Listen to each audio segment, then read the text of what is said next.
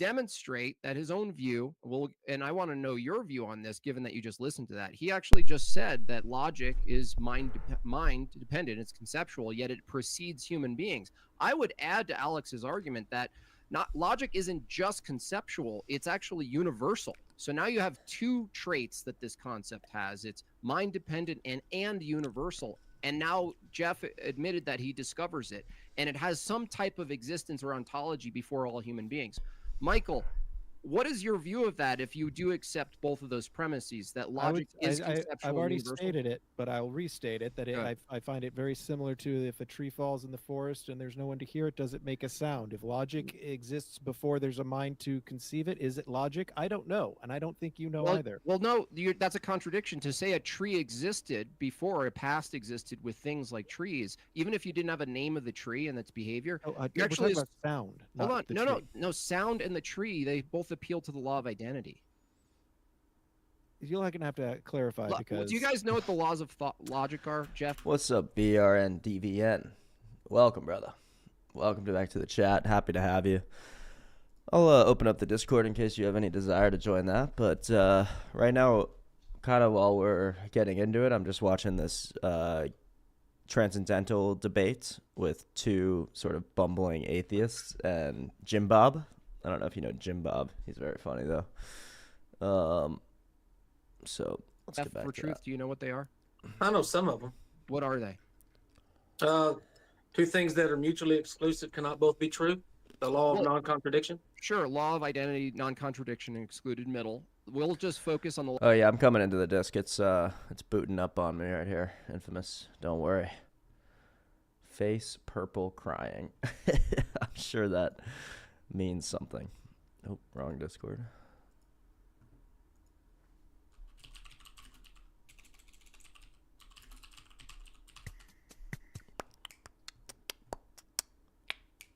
Law of identity. If there was a past that consisted of objects and we didn't have the names of the object. Oh, so yeah, let me throw this link in the chat just in case. In case we got any Twitch viewers, or anyone that wants to join. Welcome everybody. We will get back into Our Lady of Guadalupe, our beautiful, beautiful lady. But this is interesting for now. I was just watching this until we get a few more faces in the chat. What's up, Infamous? Welcome, brother. Here, let me stream via Discord. How you doing today, my friend?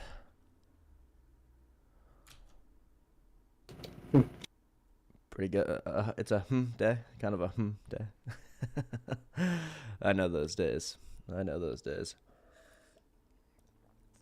Oh, did you do any D&D DMing recently?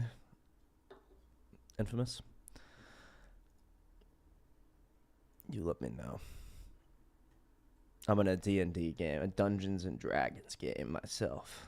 We're having a good time. But anyway, we'll get back to this for a second. Because humans didn't arrive on the scene. What Alex demonstrated is there is a past from your view, especially. Oh yeah, can you hear me now? Hello? Can you hear me, Infamous? I think my Discord is working. I hope it is. Make sure that voice and video. Yeah, it should be working. Testing. Yeah. Let me know, Infamous, if you can hear me. Sounds like you can't.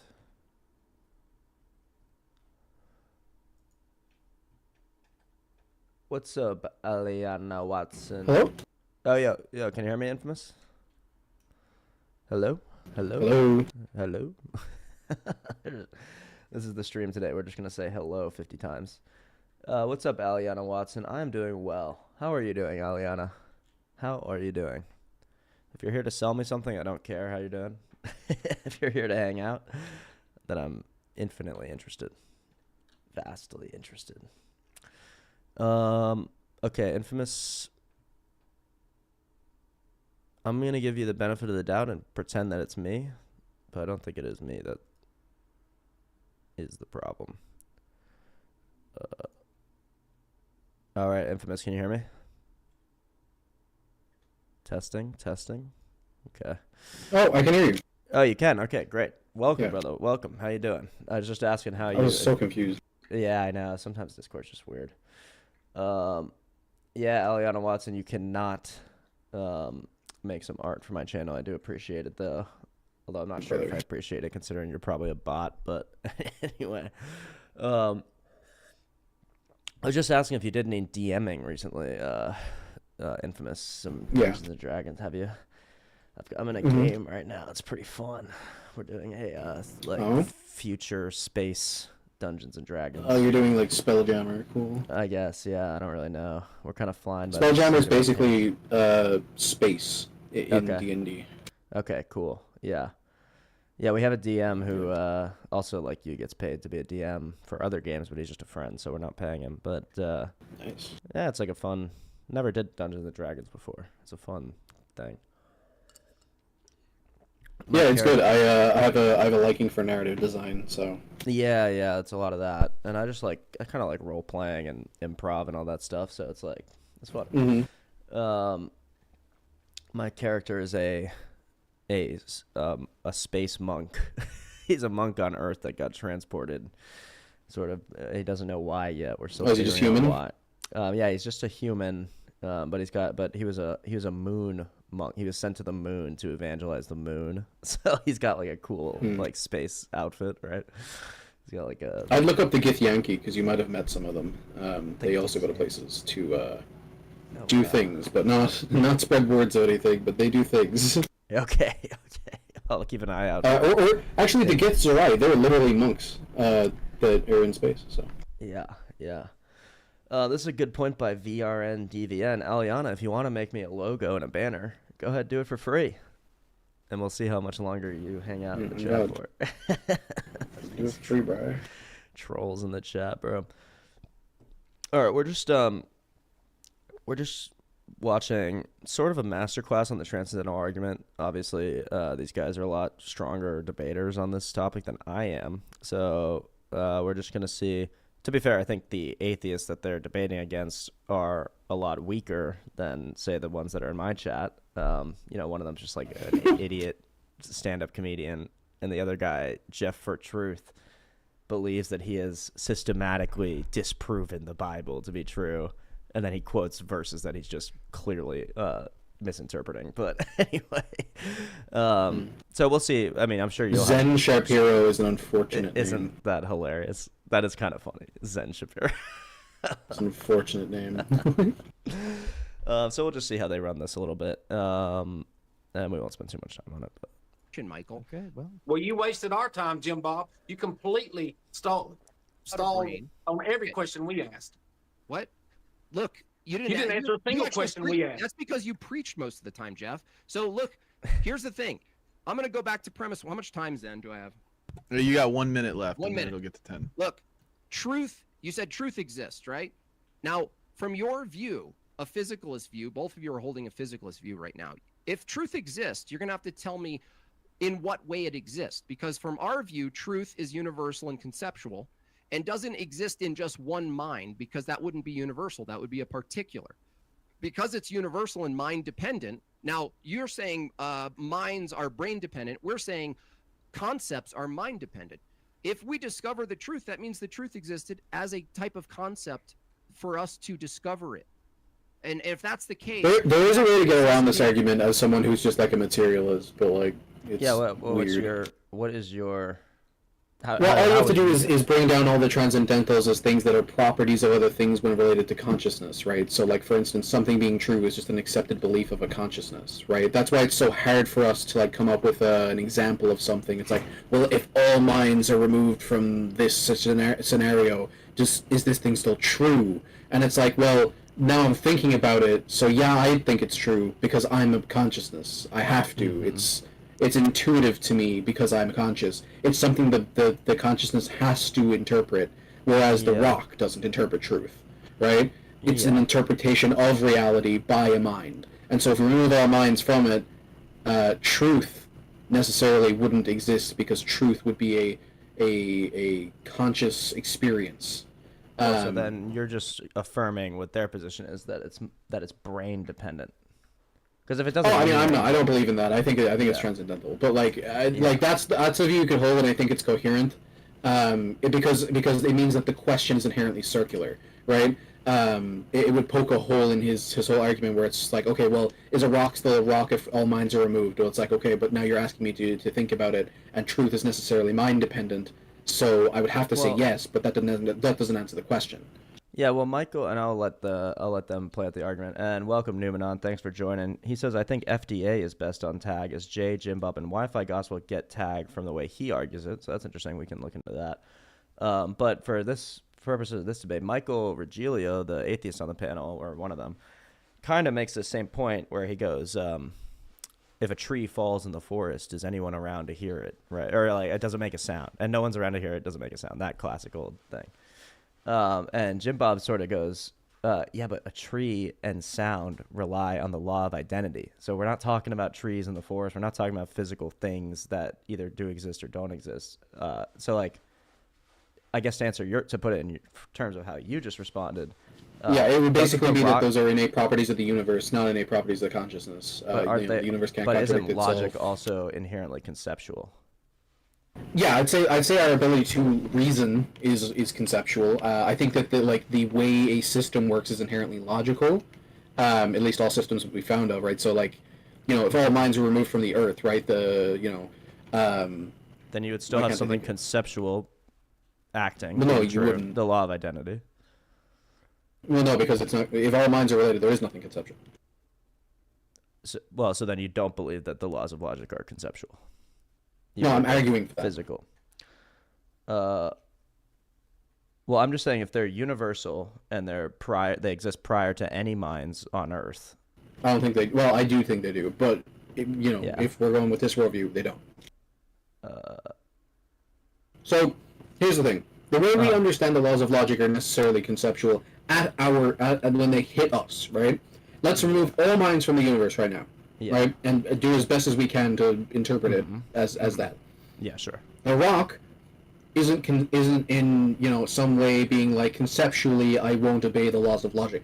It's an innate property of it. Yeah, I agree. The rock existing, its existence is it. It's not that it has something before it or it's instantiated alongside it. It's part of reality, right? The same way that things of mass get pulled towards each other, right? Mm-hmm. That's part of the universe, right? Totally. In the same way that something that can't contradict itself is part of the universe. It's not necessarily conceptual. This is totally fine. You're affirming the universality of logic, which I agree with. I think we both agree with. But is there any sense in which the rock could not abide by the concept of logic? I mean, no, it's a process of but that's the thing is that you're saying it like this thing that's outside of the rock. It's a part of the rock, right? It's a part of the universe. I don't care. The same way that gravity is. No, I agree. It's part of the universe. I just think the only way to explain a universal concept that exists prior to any minds or brains, rather, that produce, in your view, like mind feelings. Is that it has some kind of physical reality? Yeah. In the same way that gravity has a physical reality, but we don't know what the force is. It would just be a physical reality in which we don't know what the force is. Okay, so what is so where in physicality is the law of identity? If it's physical? Where in physicality is gravity? Well, I don't know, but you're claiming that. There you go. Yeah.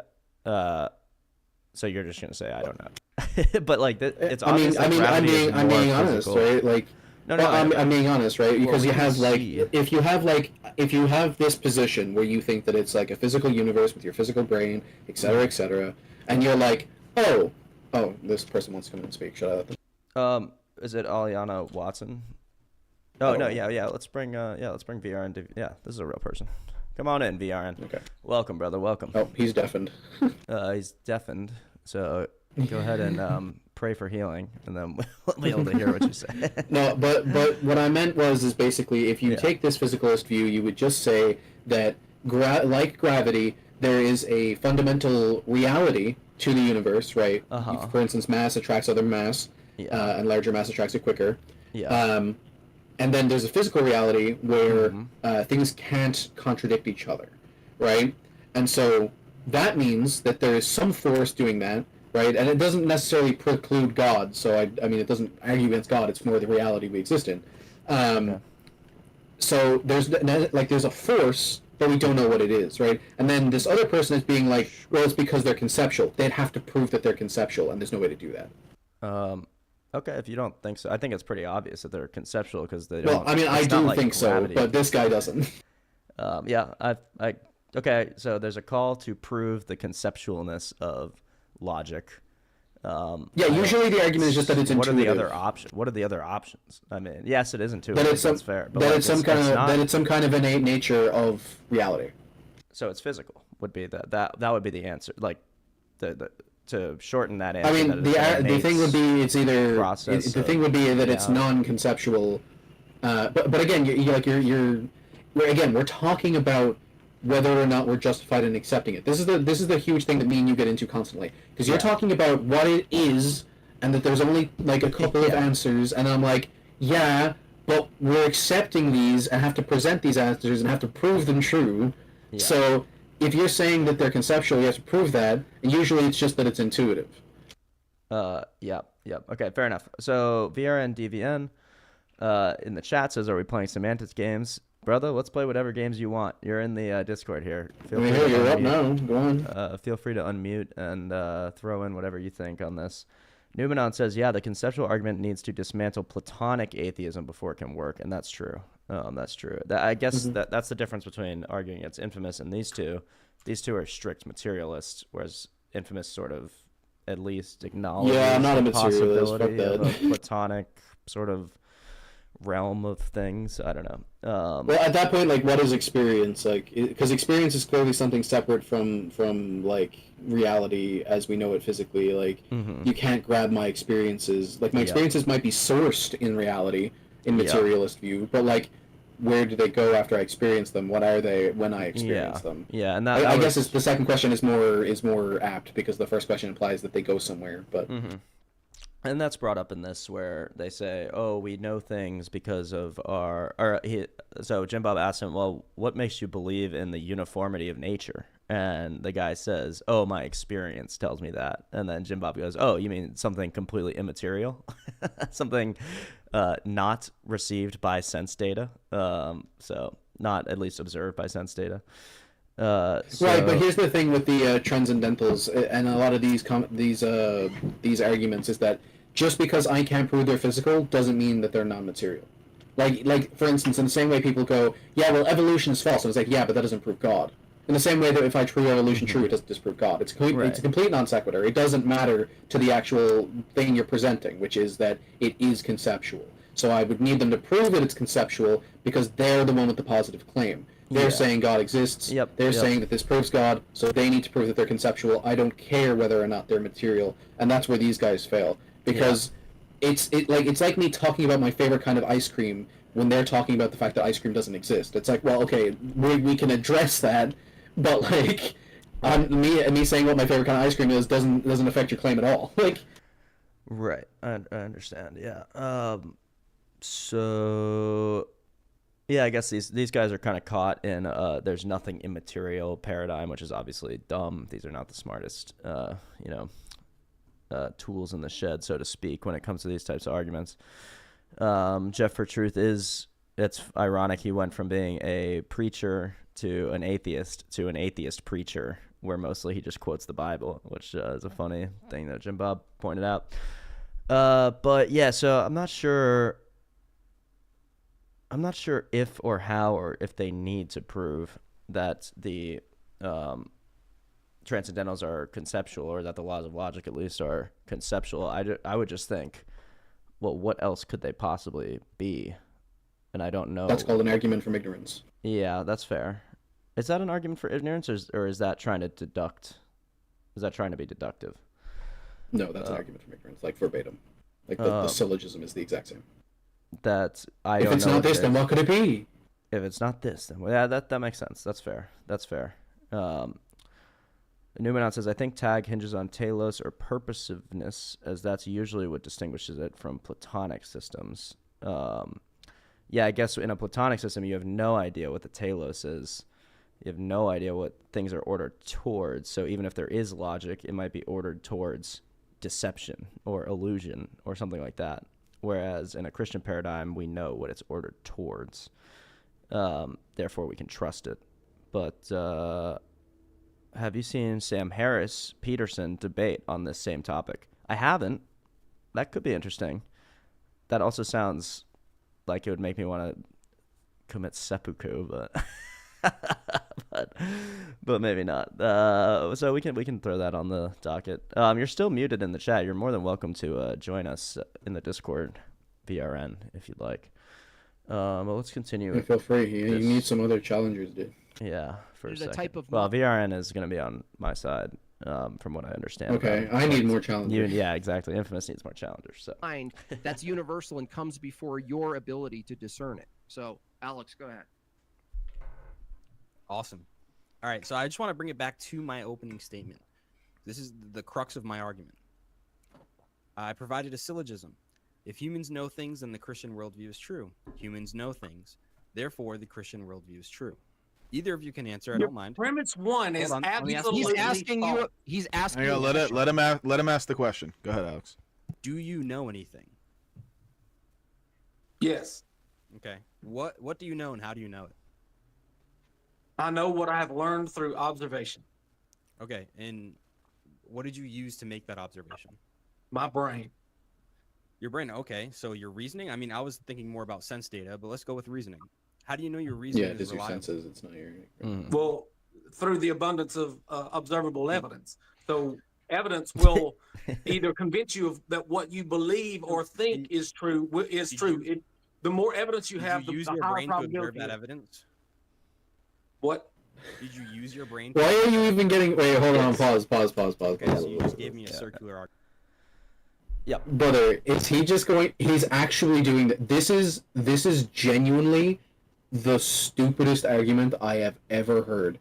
Saying that you can't use your experiences to prove your experiences is so fucking stupid. Well, because it's literally how science is done. Like it's like Exactly. How do you trust anything? it's how you discover God, right? God creates you within its senses, whether or not it's either you know him or not. That's still a sense. You have to know it. You have to experience it. It goes through your brain at some point. Yeah. So like you can use the exact same argument. How do you know God is real? Through the things I've learned. It goes, okay, so your experiences. Yeah. Okay, keep going. Sorry. I was like, okay, through your experiences, right? And how do you know that they're true? It's like, well, because God told me. It's like, oh, you only know he exists. Why? It's like, because of my experiences. Okay, so it's a circular argument. Like, it's such a stupid solipsistic argument. It defeats any position. No, but in our circular argument, there's a reason to believe that your reason is valid, i.e., that it's in the image of God. So that God is reasonable, therefore our reason. How did you come to that conclusion? I guess through scripture or through your experiences. Through classical theism, I guess. So through your experiences. Through my experience, fair enough. But I actually have a reason to trust my experience. So if you learn everything through your experience, but you don't have a reason to trust, well, I just have a justification. There's no justification. Well, God making. How do you? How did you come to that justification? I guess through my experience, but that doesn't make it any different. That doesn't make the argument any worse. It does. Any conclusion come to from your experiences can have this done. All things are come from your experiences, therefore it can be done to all arguments. Like it's the most stupid solipsistic view I've ever seen. And it's the exact thing that it's the exact same thing that Side and Verticate tried to do to Matt Dillahunty in that one video we watched, and we called him fucking stupid. Okay. It's the exact same argument. Okay, fair enough. But so there's two stupid arguments, right? One is that we learn everything through our experiences, and therefore God doesn't exist. And the other one is we learn everything through our experiences. Is he saying God doesn't exist? God does exist. At least one of those actually is coherent. Is he saying that God? Well, I mean, no. Okay, so you haven't demonstrated that either is coherent. Well, no. What is he saying? Is he saying God doesn't exist? Who? Alex? Whatever the atheist guy is. They are saying God does not exist. I suppose he's saying. Oh, okay, yeah, they're just fucking, they're stupid. Yeah. So you can't. First of all, I don't even know if you can exclude. By the way, they're just atheists. That's what. So they're anyway. not. They're okay. So again, agnosticism. I know. Separate We're not doing this atheism. Again. We're not doing the semantic thing again. I don't well, believe stop in your fucking getting into it. I don't. Okay, so there's no word for someone who actively believes that God does not exist. Then, if atheist and agnostic, yeah, I got you. Whatever. Okay. Gnostic atheist. It's literally what it means. Okay, fine. The idea is that all your beliefs must be compatible. The point is that experiences being reliable fits with God, but not something like naturalism. That's what I'm trying to say. So if you think these are both bad arguments, well, you don't think your belief structure has to be coherent? How do you come to that experience? What do you mean? How do you come to any of the arguments you're talking? Like, how do you come to them? How do you know that your come to them through experience. Is true? I come to them through experience, but my worldview affirms that experience is valid. Their worldview does not affirm that experience is valid. No, it doesn't. Well, yes, it does. How do you prove that? Or like, experience is valid via using it and coming up with beneficial results.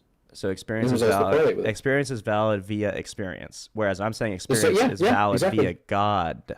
No, you're saying experience is valid via experience because you've experienced God. But that's not the That's not the argument. It doesn't matter how I know. Have you experienced God? Yes, I have, but that's not why. Okay, that's not. Is that how you come to your knowledge? Wait, hold on, 1 second, please.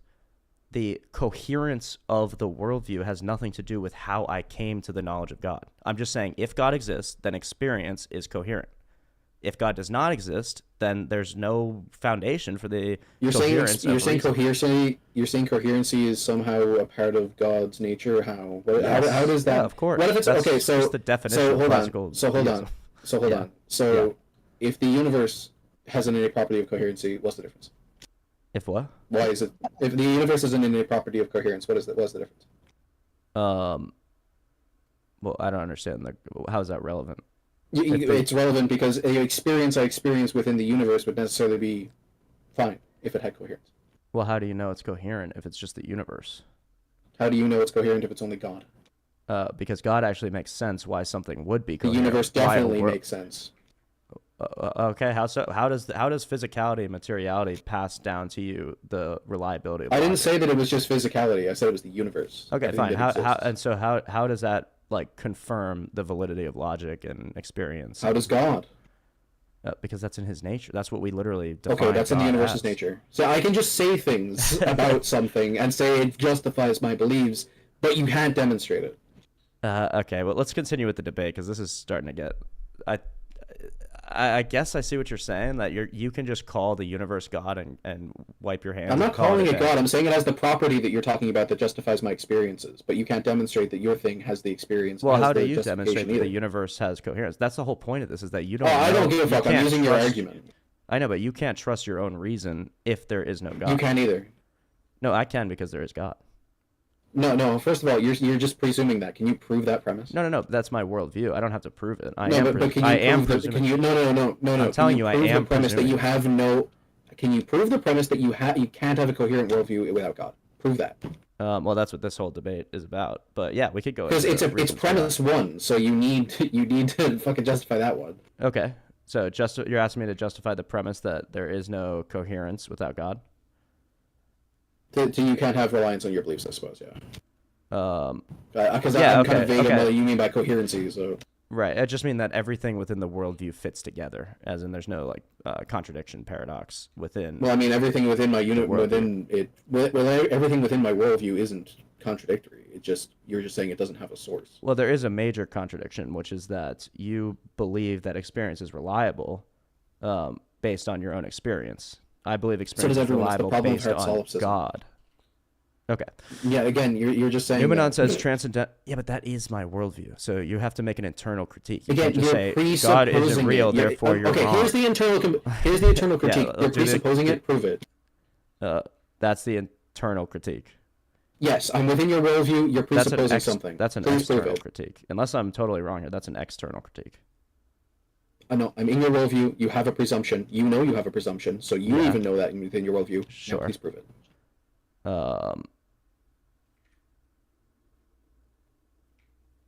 Prove. Okay. I don't know how I'd prove that. But you still haven't taken apart the worldview. So what's incoherent about the worldview? When the source of my worldview is I don't know, you're like, see, your worldview is incoherent. But when I say that you can't prove the source of your worldview, and you're like, I wouldn't know how to care. How does that hurt my argument? It's like, yeah, it does. It hurts it the exact same way that you said that mine does. I don't believe it hurts either of our worldviews personally, because again, it's ground up. But you think it does. Okay, so Numenon says, Coherence theory is kind of vital here. The question is about what worldviews self-contradict. The idea in coherentism is that beliefs are justified when they cohere with one another. So the question is, what beliefs are compatible with transcendentals? Transcendentals are those things we can't not assume when reasoning. And then Numenon says, this doesn't work. If in my worldview I have a standard for proof, then asking me to prove my standard just assumes my standard is false. That's exactly what I was trying to say. You're just, exactly. That's exactly right. So my worldview holds this standard. And then VR Deviant says, do you see Israel bombing Iran right now? No, I don't. Oh, yeah, Israel bombed Iran. Yeah, that's crazy. Yeah, that's horrible. I'm not particularly interested in that, but that is awful. Yeah, they bombed the fuck out of it. It's crazy. Yeah, okay. So if in my worldview I have a standard for proof, then asking me to prove my standard just assumes the standard is false. What do you say to that? Okay, so Scientology hasn't got to justify themselves to you. Got it. Because they have a coherent worldview within their system. I don't think it's coherent at all. Well, they have a god. They have a created god. They have like a bunch of weird pagan deities, but they don't have an. No, they just have a weird belief system, but it's perfectly coherent. Okay, that's debatable. Fine. What about the Muslim one? Well, like that's perfectly coherent. I don't think that's coherent either because they contradict themselves theologically. But like, so for instance, if Islam is true, then if the Quran is true, then Islam is false, and if the Quran is false, then obviously Islam is false. So that's already incoherent. That's already contradictory. Okay. So I mean, if you're just saying that, like, you know, we could. I mean, again, that's why you do apologetics against like specific positions. Like, so if I'm arguing against the atheist worldview, I'm not really trying to convince you that like Islam is false. I mean, that's fine. It's just like the idea that because you have an internal worldview and you can't possibly critique it internally. No, you can't. I'm asking you to do an internal critique, but you've given external critique. I'm saying you. I said you. Oh, okay. Yeah, I said you can't do it. Can't so therefore, okay. Well. I'm just trying to get clear what you're actually saying. You said that you can't make an internal critique of your worldview, therefore it's coherent. I don't think I said that, but that actually might be true. I think you. I'm not gonna make an internal critique of my worldview, obviously. But if you want to, I'm still waiting for the demonstration that it is coherent, like or that anyone else's isn't. Like, this is the thing. How does this defeat the problem of you also? solipsism? First of all, you don't believe that the transcendentals are conceptual at base. So that's already. Oh. What? Yeah, I do. Wait, so I was assuming the material. I was assuming their materialistic thing was argued.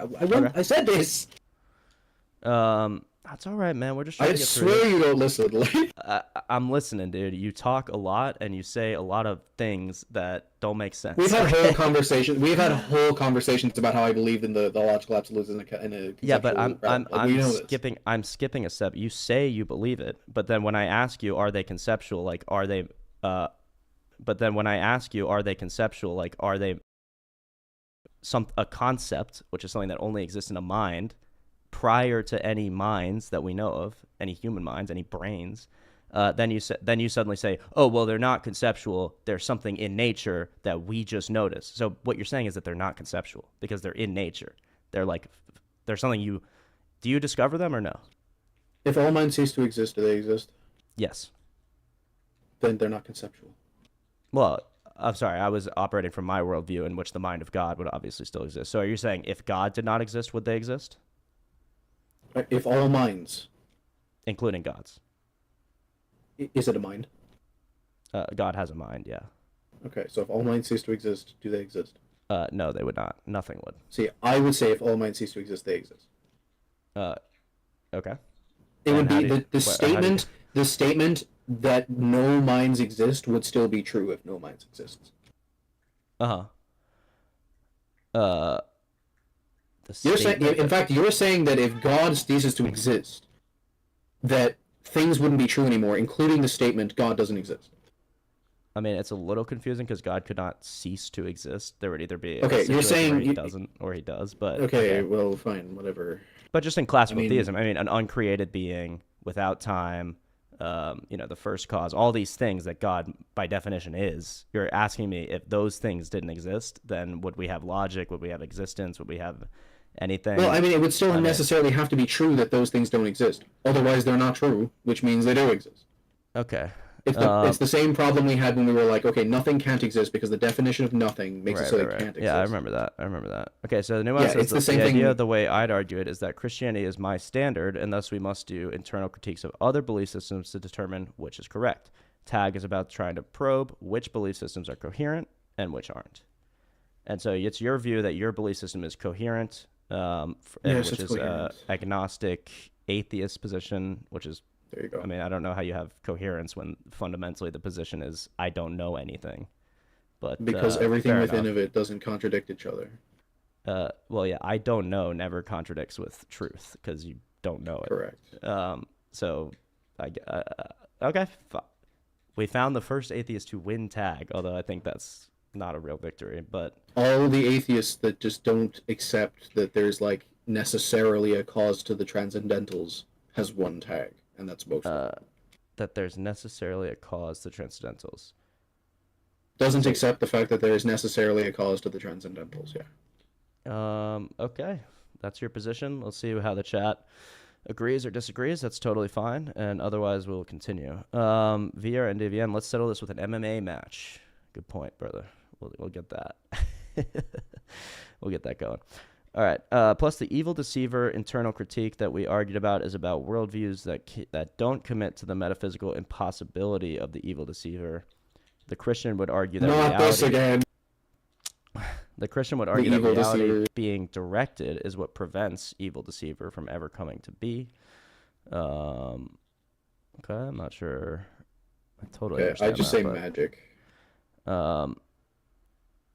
That don't commit. Okay, yeah, fair enough. Well, we'll continue with this here.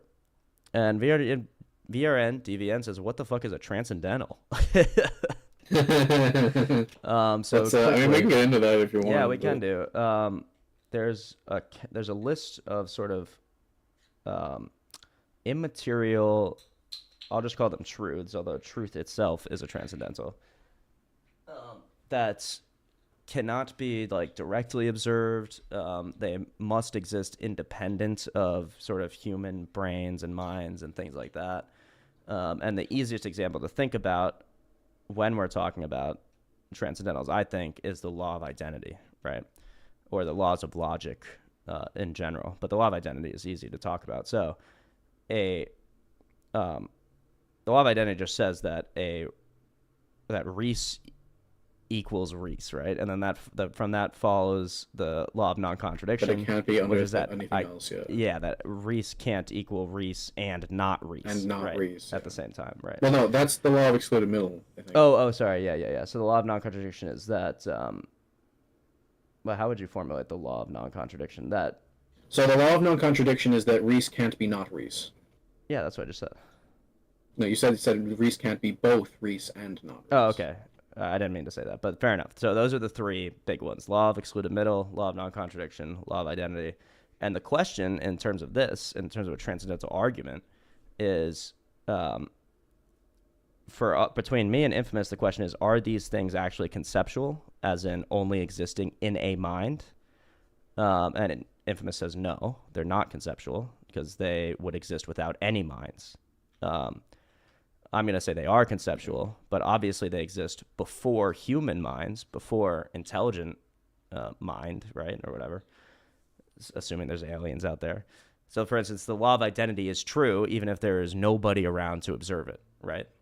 And because that's conceptual and universal, that would make me believe in a universal mind, the mind of God. That's what we call it. So that's the simplest form of the argument. If you want to resist that, I do think you have to say that they are not conceptual. What is the application of the conclusion of this debate? Really, the application is to examine people's worldviews and see if they are coherent, if they hold up to scrutiny and make sense. And I mean, I guess the larger point is to prove the existence of God, but mostly it's a coherence test for any worldview. Numenon says the law of excluded middle is about something being neither true or false. Right. Something being both A and not A would be violating the law of non-contradiction. Right. Wait, say that again? The law of excluded middle is about something being neither true or false. Something being both A and not A would be the law of non-contradiction. Oh, right. Yeah. Yeah, that's right. So, yeah, it's just an interesting topic to get into. So that other examples of transcendentals are the existence of the past and the future, the uniformity of nature, that nature will behave tomorrow like it does today. We have no physical proof for that. There's absolutely no physical evidence for that. So we just accept that to be true without having to prove it. Essentially, these are the things that you have to accept to have any kind of conversation without proving them, or at least the proof of them is like this sort of circular thing, but in the correct way. Like it's like the only things that are allowed to be circularly argued, essentially. So what are some other meaning of words, meaning itself, that would be included in the transcendental categories. Yeah, I mean, I would say you have to assume anything that is like against solipsism. Not physical. You just have to assume. Not physical. And then for the Christian, Well, you don't have to assume everything that's non-physical. You just have to assume the most base of those properties. Right. I was just saying you have to assume anything that's not solipsism is what I was going to say. But and then the Christian sort of corollary to that, there's this like big list of things that can't be proven or shown in nature, can't be observed directly or things like that. What justifies the existence of all these things? And the classical theist, actually the Christian definition of God, in my view, is the only thing that harmonizes all those transcendental categories. Otherwise, those categories themselves become your basis of reality, your basis of foundation, and that's fine. But it is a multiplicitous, it's almost like a pagan religion to only have, okay, so the basis of reality is these 10 concepts, and then you stop there, then you basically have these like kind of 10 demigods ruling nature, and that's fine. That's whatever it is. But so to be very clear, this isn't the view. The view is that this is the basis of reality, and stay with me here, as far as we can tell. If there is some justification, I'd fucking love it. Yeah. I'd love if it can be proven. I'd love if it could be justified just as much as they can. If the basis of because the basis of them is that you can't even use any logic to disprove them because logic derives from them. Right. And so if there was some kind of justification like that for them, that'd be great. But as far as I can tell, there is. Well, there is a justification. There just isn't a proof. So there is no justification. Well, justification is not just proof. Justification just means this makes sense of that. So you don't have to prove it. You just say, you just have a justification. Unless I'm wrong here. Well, maybe you need some kind of evidentiary proof, but as you said, there is no proof even. No, I don't need to know. I don't need evidentiary proof. It would be the same evidence as everything else. As in the laws of absolute laws, whatever the fuck. Why am I slipping? The transcendentals. The transcendentals, whatever. They justify themselves because you can't use one without the other. You can't disprove any of them without using them, right? There's no cause that is that level of, like, irrefutability. There's no way to say that the laws of logic don't exist without invoking them. I can, however, use them to invoke that God doesn't exist. I'm interested in how you do that. They're not as simple because it's okay. For instance, when I say the laws of logic don't exist, immediately you're just like, that's fucking stupid, right? Because you have to assume them to do it. Yep. Whereas we've been talking about how the laws of logic and logic as an extension has disproved God or might disprove God or doesn't disprove God for thousands of years. It's not the same kind of level of concept. It's not the same as that's just fucking stupid because it implies them. It's not.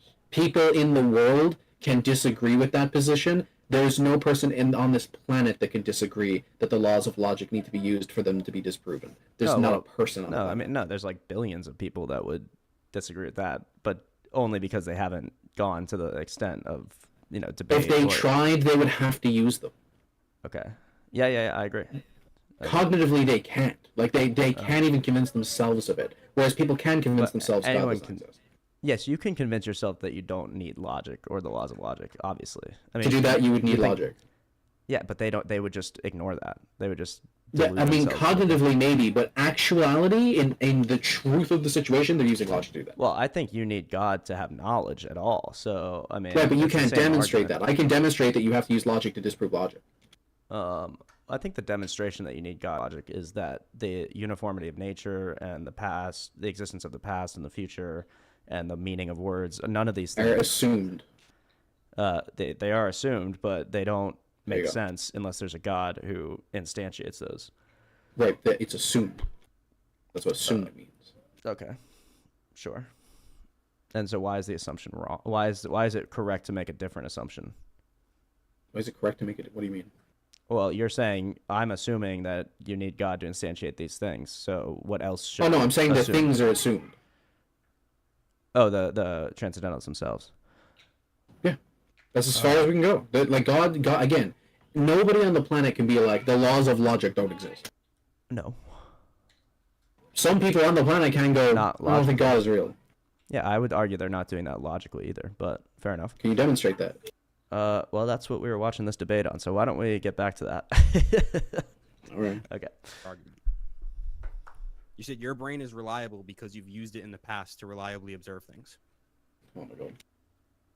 You can Is that be what you gave convinced me? of something that's not true, just like you said. You can think you put gas in your gas tank, Okay. but be wrong.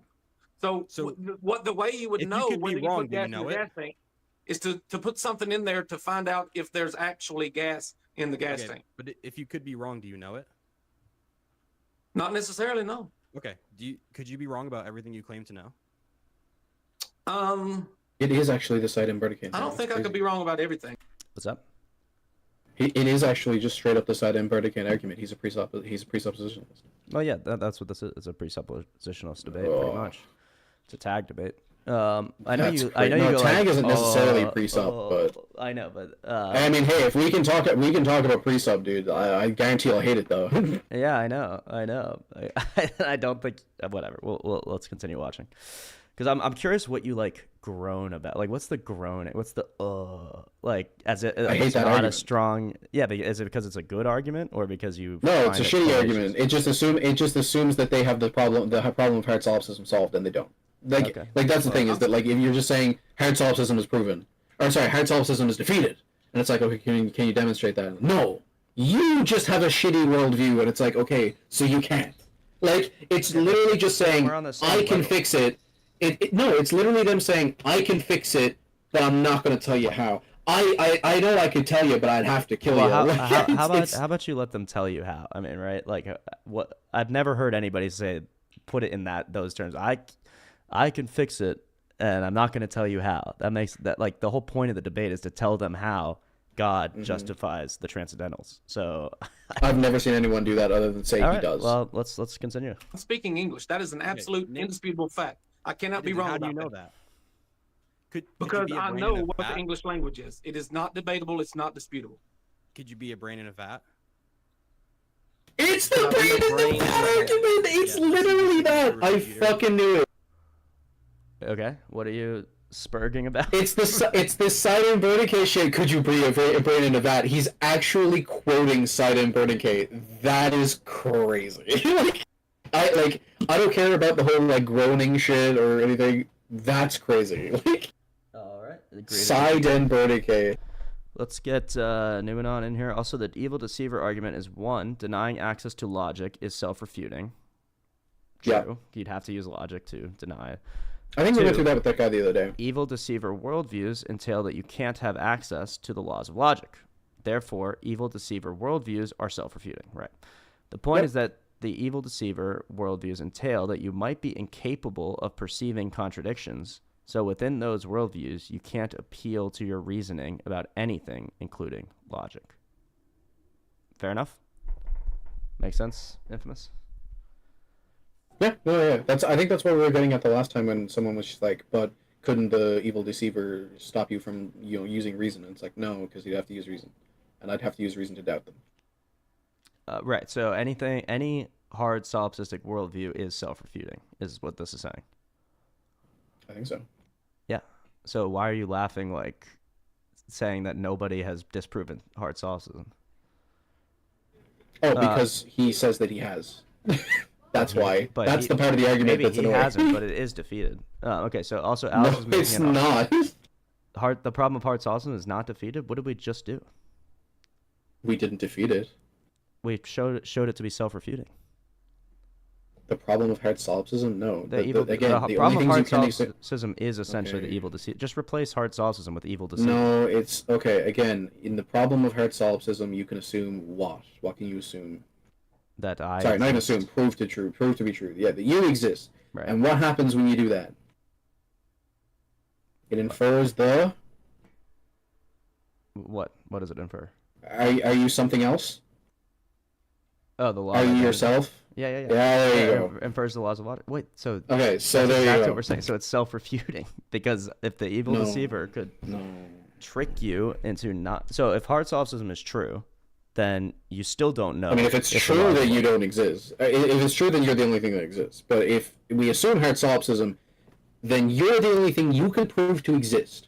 When that happens, you can say the law of identity exists, Yep. that the law of excluded middle exists, that the law of contradiction Yep. exists, Yep. and from that you can get all the other transcendentals. Totally. There you go. Therefore, refuting The problem of hard solipsism isn't destroyed. No, is because the problem of hard solipsism is about reality. It's about everything you experience. It's not about the fucking anything connected to the self. It's about the experience the self experiences. Are all your experiences like that? That's So the problem of hard Is the solipsism. problem of hard solipsism the only thing I can prove is that I exist and also all the transcendental categories? Well, not also. It's just that the self exists, and then the self implies them. It's like the self is the source because that's the first thing we get. It's not necessarily that the self justifies the others. I mean, to us it does because that's the first thing that it does. But in reality, we don't know. Like we don't know which comes first, or like if we only know them because we're the self. Think about it like this. Well, we know. You know, it if you comes get first. on a main road, right, from a junction, it's not necessarily saying the main road is, or the junction is bigger than the main road, right? It's not saying that the self necessarily predates or like creates the laws of logic, but that is the only way we know them. Okay. Yeah. Usually, when people talk about hard solipsism, they just say, "All I know is that I exist." So I was taking it on that framework. If you want to say that's true. hard solipsism, no, it's not true because then you also know by saying that the laws of logic exist. Right, So- but they're inferred by the self. That's the thing. It's a downstream I'm thing. just saying. All that it's you know more is than- that self exists. It's more than just you, is what I'm saying. All you know is that the what exists. It's an identity. So there you go. Like Fine. all you know is that the self All right, exists. It's like a set. Last time we did this, and I could feel annoyance from the chat, and I also noticed that we only watched 6 minutes of the video I meant to watch. So I'm gonna try to like move us along. Yeah, we as can much go. as I can. So within evil deceiver worldviews, you actually can't appeal to the cogito, either as within those worldviews your reasoning can be distorted, and thus appealing to your reasoning doesn't grant you justification within evil deceiver worldviews. Yeah, It does because you assume my in the actual like presumption. Like what's reasoning is being altered. Mine. Okay, and this So is about I an would just evil assume the deceiver. self. The worldview. cogito. So the cogito works. Your reasoning can be distorted, though. Could it not? Yeah, but your implies me, so the cogito works. But that would be a distortion of your reasoning if you were being deceived. Of whose reasoning? Whoever's being deceived. Whoever So the self cogito is. exists. Fine. But that doesn't mean logic, that your reason is correct. That it doesn't mean that self's reason has any justification. So anyone that's I mean, saying, yeah, you could be stupid.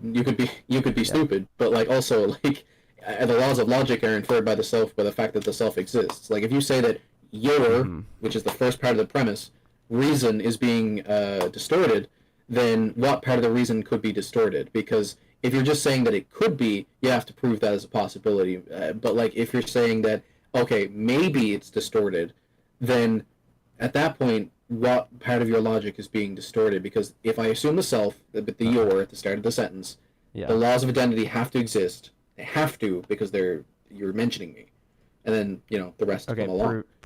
Okay. Fair enough. Newman says that's the point. The evil deceiver worldviews undermine even the cogito, and thus they're self-refuting. Infamous disagrees that they undermine the cogito. I think they do. If there's a deceiver that can deceive you of anything, I think he could even deceive you of that, despite that. Because you don't know what you is. Like, you don't even know what that means.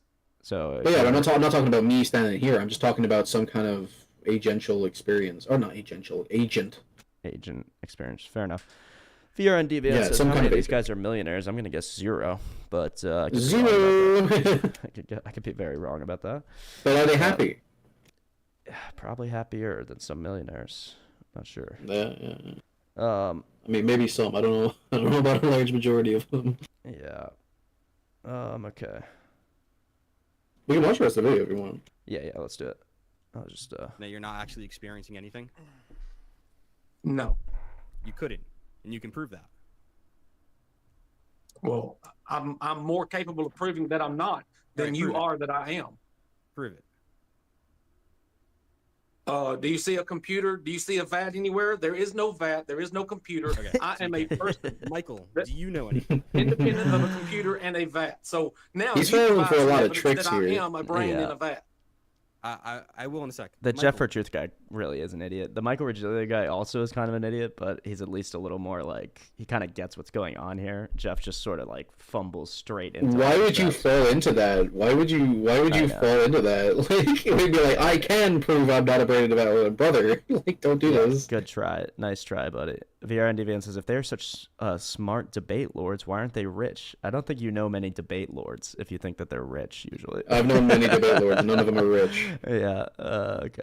do you know anything? I believe so, but I'm open to maybe I don't know anything. Okay. And could you see how a worldview that produces something to say I don't know anything would be contradictory? Possibly, yeah, sure, I can see that. Okay. So should we hold to contradictory worldviews? Well, sometimes you have no choice. I suppose. I suppose I could be wrong about everything. I don't think I am, but should we hold a So- contradictory worldview? What choice do I have? By saying that an You could hold the invisible Christian friend world. The choice would just be to not hold it, but fair enough. told me everything. Well, no, so he's I saying don't- that he's saying that what choice if it is the case that the only views that we can hold are contradictory worldviews, then like if Then it's solved by you something would that have no isn't choice. true. Yeah, well, he's saying if it's solved by something that isn't true, right? Like let's say God, because he thinks that it's untrue. Right. Then what's better, to believe in a contradictory worldview, or to believe something that is untrue, to believe that the rest of it is true, even though that's technically contradictory. That's that would the just thing be he's saying. if that's what he's saying, he would just be sneaking in the presumption that God is not true. Because if God is true and also coheres every other point that we're talking about, then you would have good reason to believe in him and not accept Yeah, him to be he's saying if, right? Like, again, this is the possibilities thing. Like, could you be wrong and stuff like that. So he's really just saying like, yeah, but if God isn't real, then I'm doing the same thing. Like, you can say the same proposition for the rest of like everyone's worldview. It's like, if it's not true, is it not coherent? And then like you'd have to be a Gnostic of some kind where you know that it is true. Okay, so Deviant says, how many of these guys even have a girlfriend? I know that Jim Bob has a wife Hi, that he calls Meg Bob. I do. Hello. You got infamous with a girlfriend. You got me practicing celibacy, but maybe at some point I'll have a wife. Also, Go jerk off, bro. What the these fuck? guys got yeah, I'm actually trying to stop that. I stopped watching porn months ago, and any sort of like, stimulating, my friends do sexually it. stimulating thing. Your friends do porn. No, one So you of them have to draws. watch It's very lucrative. Yeah, that's crazy. It's very lucrative, dude. They make a lot of money. What, doing porn? Yeah, you do make a lot of money selling your body. No. They draw it. Oh, they draw the porn. Yeah, you would make money out of that. You would make money on They make a that. lot of money out of that. I think, God, I can't imagine just like what kind of headspace that would put you in if that were your like job. Wi-Fi gospel They is put me in also the not... headspace of being able to pay my rent. Yeah, sure. Yeah, you do a lot of things to pay your rent. Do a lot of other things too. Okay, so Wi-Fi gospel is also not making this type of an argument, but critiquing the empiricist epistemology of that atheist. Yeah, so we should be careful not to import what Alex is saying into our separate and different conversation about like evil deceivers and things like that. When they're doing a very we have to admit that these guys, Alex and Jim Bob, are doing an extremely effective job of breaking down the materialist paradigm and showing. Well, this guy's materialist paradigm. Sure, this guy's materialist paradigm. Which, to be fair, yes, these are not the strongest defenders of the materialist paradigm, but I think a lot of the problems persist anyway. Also, what is vital for TAG is that we access reality through examining coherence of belief systems. Perhaps ChatGPT can share coherentistic critiques of how correspondence theory needs coherentism. Yeah, I like that. We can do that. What people do you think owns PronHub? Can you explain to me the difference between epistemology and ontology? Yeah, epistemology is how you know things, the study of how we know anything, and ontology is the study of the being of things, how things either came into being or the nature of the reasons being, for things. The reasons for a thing. Yep. So slightly different but connected. Definitely, they both have interplay with each other in these types of conversations. But this is mostly, the TAG argument mostly deals with epistemology. Well, at least the way we're doing it. Yeah, mostly. I mean, from epistemology, all other disciplines are kind of yeah. Okay, I do want to do the ChatGPT thing. Let's let these guys finish their cross-exam first. Have a contradictory worldview? Can't get there with you, Alex. Sorry. All right. No worries. Do you hold to determinism? Help me out with that one. Give me a good definition. Basically, everything that happens is predetermined by prior states of the universe. Everything that happens. I don't have an answer for you. I'd have to really think on that one, Okay. Alex. Do you believe in anything immaterial? Actually, no worries. That's completely fine. I accept that answer. Jeff, do you believe in determinism? Do you hold to determinism? No. Wait, pause real quick. Why not? Yeah, yeah. They were really fucking bullying this other guy. They really are. they're like, yeah, fair enough. This dude's just like, I'd have to think about that. I don't know. And then the other guy's just like, you're fucking wrong. And he's just like, oh, let's bully this guy. Yeah. Well, you're gonna see Jeff. They know, dude. Jeff is about to make a very funny argument, which I was kind of waiting for. So you're gonna see when they as an answer to this question. Watch this. They asked him one thing and was just like, okay. Anyway. Fair enough. I mean, to be fair, if the guy's just going to respond, I don't know, there's not much to debate about. Like, it's like, okay, well, if you really don't have a position on it, it's actually kind of nice of Alex not to, like, press him on it. You know what I mean? But watch what Jeff, this is a very funny moment with how Jeff responds. Why do I not believe that something outside of me determines everything that happens? Because he's thinking of this right now. I have no evidence to believe it. Yeah. Okay. Do you have any evidence He says, I have no evidence to believe it. That's a familiar line. Okay, but it gets better. to believe that you actually control what you do? Yeah. I can raise my right hand right now. I can raise my left hand right now. I can control it. I can even wave my arm. I can even wave my arm. Pause. Yeah. He's arguing for free will in a purely materialist worldview. That's exactly the point. Yeah, that's exactly how. That's fucking impossible. I don't know how the fuck you plan on doing that. They don't. Spoiler alert, they fail. Yeah, I don't know how the fuck you would do that. Yeah. So you don't believe in anything immaterial, right? Yes, I believe in logic and reason and truth. Okay. And they are immaterial. Yes. All right. So can you if logic is immaterial? Wait, I thought he was a materialist. He said he was, so now he's literally. That's why Jim Bob was smiling, because he's just changing his position mid-debate. Newman says, usually I don't know is good and shows humility, but within formal debates, it's basically like losing, as debates are about trying to defend ideas for the audience. Yeah. I think it's. That's not necessarily true. For instance, you have one-pronged debates where it's just like, if it is or is not true. If it is true, that's it, right? That's the proposition. Then you have the person who's saying that it is true, the affirmation of it, and the person who is saying that it isn't necessarily true.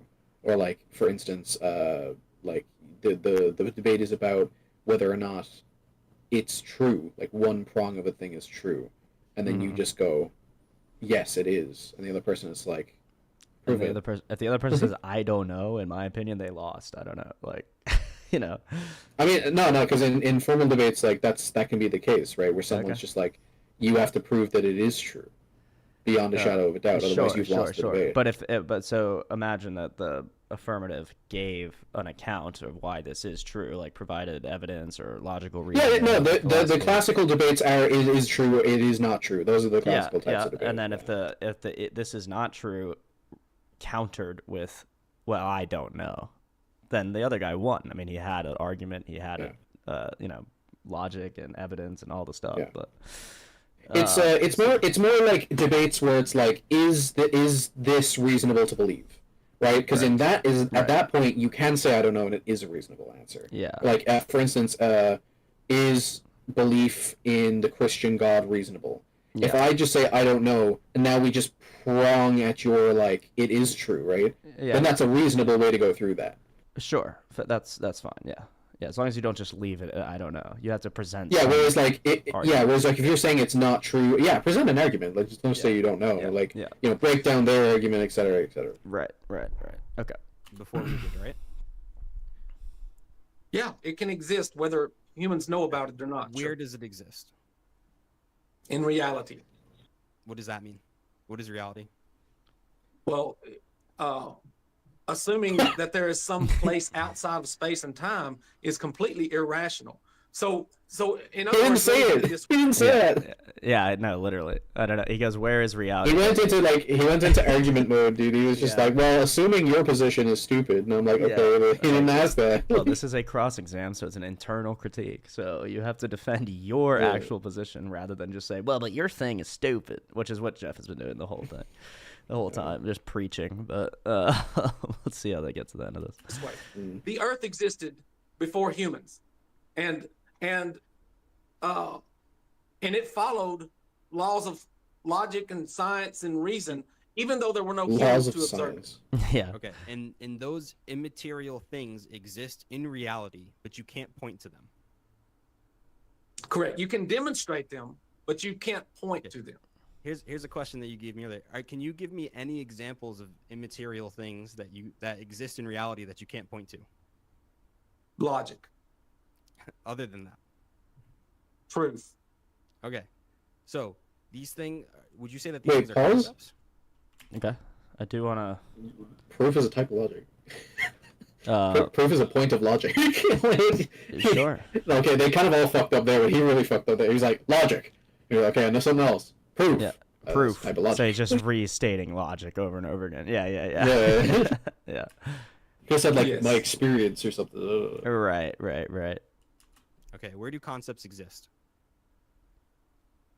In the mind. In fact, these concepts only exist before in in animal minds. All right, only in the human mind. Before human minds existed, did these concepts exist? Yes, they exist, even though there's no humans to know about it. So wait, pause real quick. Mm-hmm.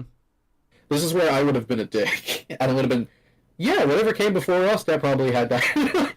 Sorry, what you said? Whatever, like pre Homo sapien, like the last one. Actually, Alex was ready to debate that, but then Jeff just threw out only in human minds. He's like, he said animals. Yeah.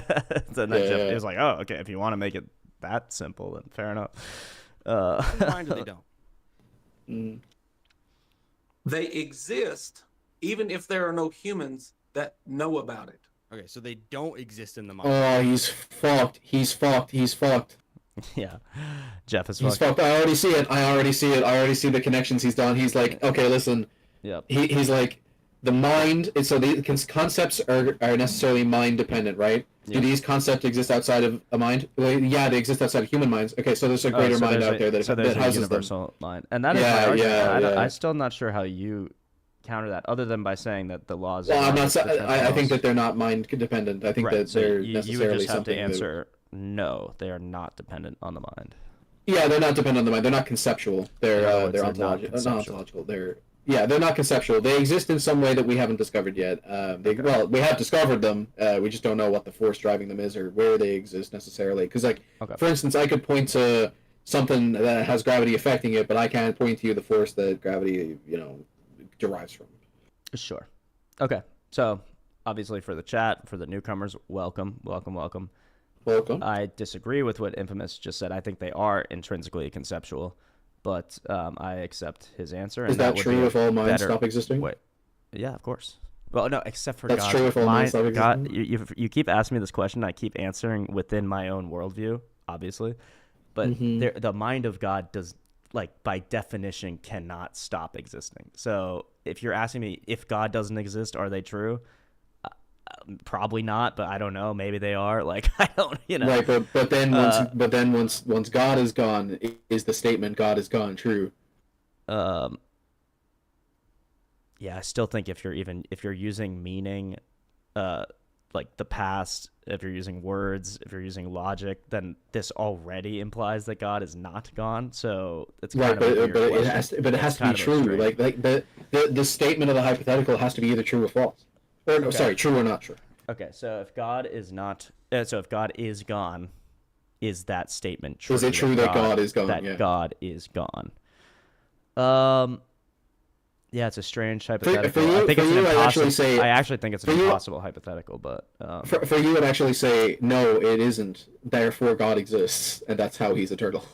Right. Yeah, that would be the answer. I just think the hypothetical is completely impossible because you're implying that we're using words that have meaning, and you're implying, like, I don't know. Well, I'm talking about the reality of the situation. I'm using words to convey that because I have to. I'm a human being. Right. But so, like, if I were to imagine a universe in which God does not exist, this question could never be asked or answered. Do you see what I mean? Right, but it's not a question, it's a physical reality. VRN says, reality. It's a reality. Am I a philosophy major? No, I'm not. I was a theology major in college. Which I wish I was. I liked theology. It was great. I really enjoyed it. And to be fair, and I'm still a newbie when it comes to debating, when it comes to, like, formal logic and stuff like that. I'm learning apologetics, all that, because what I studied in college wasn't even Christianity. It was mostly Buddhism and Eastern traditions. So I actually helped a friend recently with they're taking a critical thinking class. Oh, really? Nice. That's I practiced them on fucking don't tell me you converted them to be an atheist via critical thinking. No, I actually don't know what they are. I actually don't know what they are, but I tested them on fallacies. That's what it was, like logical fallacies, formal fallacies, and informal fallacies. Oh, okay, cool. Oh, that's awesome. Yeah, he passed the fuck out of that class. Oh, that's great. That's awesome, man. Yeah, it's good to get the I should probably take, like, a community college class just, like, on formal logic and fallacies and stuff like that, just to get super short up on it. But on the other hand, I don't really want to be a debate bro. Like, that's not really what I want to be. So it would be like training to be something that I'm not, I know, and it would be good to have the knowledge and just, not be one of those guys. But okay, VRN actually asked me an interesting question. What's my favorite Bible verse? That's awesome. I have to think about that because it actually changes a lot. I think it would have to be. Right. I mean, obviously, it's your opinion. My subjective favorite Bible verse would have to be. Yeah, listen. Let's hear it. I think it would have to be Jesus' opinion on how you're saved. Yeah, that's a good one. I've quoted that recently. That anyone who confesses or believes in Christ in his heart and confesses him with his mouth will be saved. I've quoted that recently very often. That's probably in the running for one of my top Bible verses. Honestly, we could also go to some of the Psalms, and I posted one on my Instagram story the other day, which was I want to get it exactly right because it's so beautiful. What is the Psalm? My favorite is 2 Samuel 6:14-22. Is that some kind of crazy slavery thing, or what is that? No. It is. And David danced before the Lord with all his might. Oh yeah, that's pretty good too. That's a fun image. That's a great one. I fucking love that. Okay, I'd say this is my current, and it changes all the time. And then the next chapter is called Michael's Contempt for David. Michael's Contempt. Psalm 23:5. You prepare a table before me in the presence of my enemies. You anoint my head with oil. My cup overflows. All the days of my life, surely I will walk in the mercy and gladness of the Lord. That is an excellent. I added, that's verse 6 that they didn't give me here, so I might have paraphrased it. Forgive me, but that's the quote.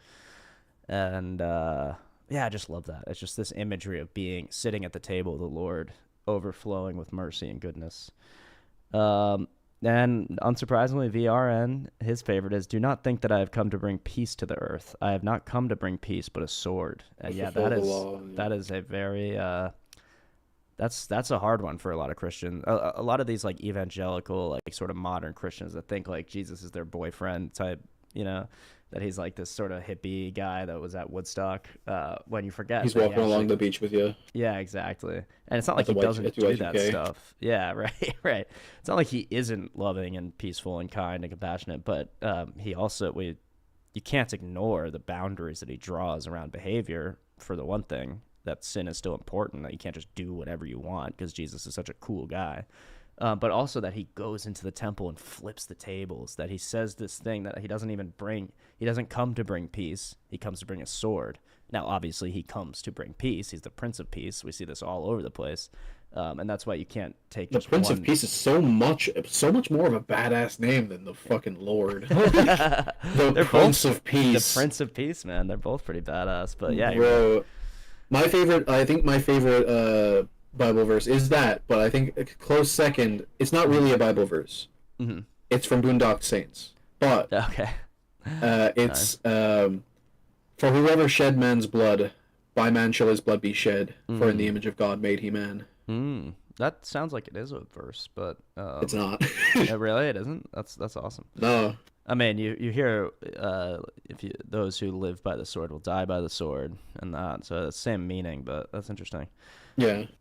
So for I have come to set a man against. It's funny that VRN DVN's favorite Bible verses are the ones in which like war is implied between people. So for I have come to set a man against his father, a daughter against her mother, and a daughter-in-law against her mother-in-law, and a person's enemies will be those of his own household. Yeah, these are important. I mean, I would urge you to keep those within context, obviously, because we're told to honor our father and our mother as well. But to the extent that you have to disagree, that you have to, spiritually go to war with members. Have you seen that new Jesus movie? That will happen. New Jesus movie? No, I don't. What is it like? Young You Jesus? don't know? Which one? Bro, I don't know what it's called, but like it's a whole movie about Jesus and the apostles. I mean, I know the TV show. It's good. I know the TV show, The Chosen. Oh, is that what it is? That the might one be with what you're talking about. Yeah. Bro, that's so good. It's so good. It's cool. It's cool. I felt a little uncomfortable watching it, to be honest, because there's so much extra biblical drama, which doesn't make it entertaining. Like, I think Jesus would watch it and be like, huh. Yeah, I personally think that. Yeah, I think Jesus would watch it and maybe even be, of course the actor says, like, that, Christ is with me while I'm being crucified on TV and like that kind of stuff. I'm kind of like, all right, fair enough. Like if someone else notices that and makes that comment, then fine. But if you're the actor playing Jesus and you're like, it gave me a weird vibe, The Chosen, honestly. Even though I do think it's entertaining, I think it's better than making nothing about Jesus and the apostles and stuff like that. I just like to imagine that it's the whole time it's the Old Testament God being there, and I'm like, this motherfucker is like, we don't need to know what's in your head. I don't need to be the Lord to know what's in your head, Jeremiah, or whatever the fuck. I don't know who he's talking to, and he's just like laughing with everyone. He's like, I killed millions in the flood. Yeah. The fucking screen goes dark, and he's like, I killed millions. He did. We also forget what Jesus says he's gonna do when he comes back, and people go like, "Oh, the Old Testament God is so different than the New Testament God." I was like, not so sure about that, buddy. Are you saying that? Well, one fella flipped the table, the other guy flipped the fucking mantle. Yeah, no, but Jesus will come back and like cast thousands. I mean, we talk about interpretation and what happens, but like. He's going to come back on a chariot of war and bring destruction, right? So people go like, oh, the New Testament God is such a cool hippie, and he just loves smoking weed and being best friends. And that's like, okay, yeah, if you don't read it, if you don't read anything in Revelations, if you ignore the passages in the Gospels, if you ignore the judgment, how he'll be the judge of all. I mean, so I don't think they're that different at all, really, the Old Testament and the New Testament. I think Jesus is just the perfect mirror, the perfect image of what the Old Testament God always was, that we would see through sort of a muddied lens via the prophets or the people. But okay, cool. Let's finish this one line of reasoning, then we'll get into something else. Because there's no minds, and you say truth exists, so that means they don't exist in the mind. So even if there was a time when the earth existed, but there were no humans, which there then was under your it would worldview. be a true statement that the earth existed. There was probably trees and plants, and it would be true that there are trees and plants on earth, even though there were no humans to observe it. Okay, so truth doesn't exist in the mind. Yes or no? Correct. Truth Okay, exists. so it doesn't. So you He's so fucked. Okay, can you point to Yeah, it is. No. So where does it exist? Come on, say I don't It's know. immaterial. Come on. When you're Fuck. asking where does it exist, realm is an does it inappropriate exist in? question. Okay. All right, we'll move Just on. say you don't know, you Understanding of egomaniac. truth and logic only, Yeah. the understanding of truth and logic only exists in the human mind. Now, animals Yeah, but- use so what do they refer logic and to? truth, The understanding of it, what does that refer to? the mind. So they do Correct. exist in the mind. The he lost me understanding there. of truth and logic. Yeah, this is a good question. So this is actually what you would say. You'd say the understanding of truth and logic only exists in Well, the human I would say mind. that. I would say that with his worldview, yeah. I mean, I actually didn't think he would be smart enough to do that, but Yeah, he did yeah. it. I think he did it by accident, to be fair, but Yeah, he did it do by accident. He did do it, but so He's like what you're referring to is the understanding of truth versus what truth actually is, because Right. there's always true statements about stuff. exactly. So if you want to say the understanding of truth is only in the mind, which I think you want to say, right? But still, what is it, right? Like, is it material? Like, And then to the question of, okay, what is the referent for what you understand? Then you would just say, I don't know, or no. wait, say again? So the question that Alex Wi-Fi Gospel just asked Jeff when he said the understanding of truth is in the mind, Alex said, okay, so what's the referent for that understanding? Like, what are you understanding? What is the thing in reality that you are understanding when you understand truth? I mean, I would just Where say is that? reality. Oh, that's what Jeff said, and you laughed at him. Yeah, it's like an innate, it's an innate property of reality. No, he did not say reality. He did. He said in the beginning. He said in reality. know, I asked him, I don't think- where does this stuff exist? He said in reality, and we laughed. No, He was it like, doesn't exist in reality. It is reality. Oh, I see. Okay.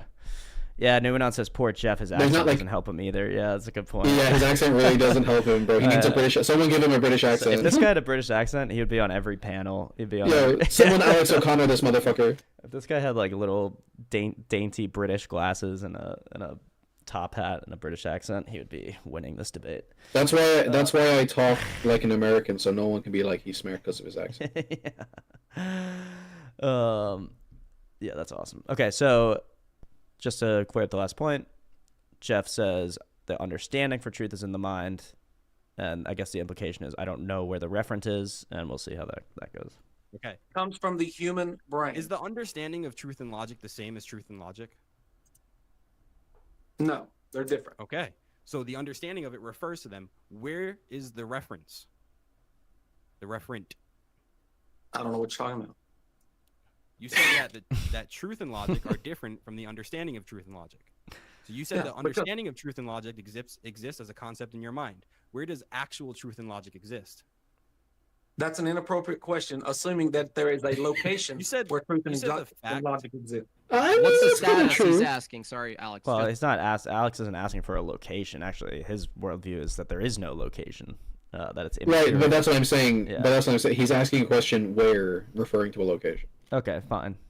I think maybe they'll clarify, but I think it's obvious what the nature of the question is. It's not like, is it in Like Texas, if I or is said it, is where, it on if I Mars, said- or... Well, if I said where, you'd say in the mind of God, and that's like a place. Yep, But, yep, and that would be... It's like a... not a with the understanding that it's an immaterial place, that it's not like Sure. it's not like Texas or Mars or Venus. But Jeff says that's an inappropriate question because you're asking where. I think it's a perfectly appropriate question. I think he means it's inappropriate for his physicality? own worldview, like because he Sure. doesn't assume that, Sure, he which doesn't is a assume. problem for his worldview. Totally, yeah. Just to clarify, if he's asking where and you're saying nowhere, he's asking what's the ontology, what is the nature of its existence. If you keep going back and forth between it is in a mind, it's not in the mind. If you agreed that the laws of thought govern reality before all human minds, Alex is this the moderator? What is its No, he's one of the debaters, Jim Bob. The moderator is Zen Shapiro. Yeah, that would be an aggressive moderation tactic. Yeah, that would not be a very unbiased moderator if he was jumping in like that. Yeah, we'll just finish this one line of reasoning up. Status in the world, in reality, in hard reality. The status is if there's not a human to explain it, it's not understood. Yeah, but so in our worldview, logic exists in the mind of God, right? You could make some like Platonic reference, but then you would have to prove that this Platonic realm even exists. We're asking for that. So how can logic exist in the mind of God, yet his very existence is illogical? No, he's trying to shift it. He's trying to shift it. He's trying to shift it. Major goalpost shift, but also he's already failed. He should have done that like 10 minutes ago. He's already in the fucking hole, dude. Oh, he's so deep in the hole. Yeah, he's so deep. And if this was valid, he should have asked. He should have asked in his own cross-reference, which was before. Yeah. Also, this is cross-exam. He can't ask questions. He's not allowed to ask these questions. So So asserting that God, that logic. I just said that's what our worldview says. It's besides the point. I'm giving you an example of what I want you to answer like. But that's fine because I don't know how much time I have, but you said you got about 1 minute, Alex.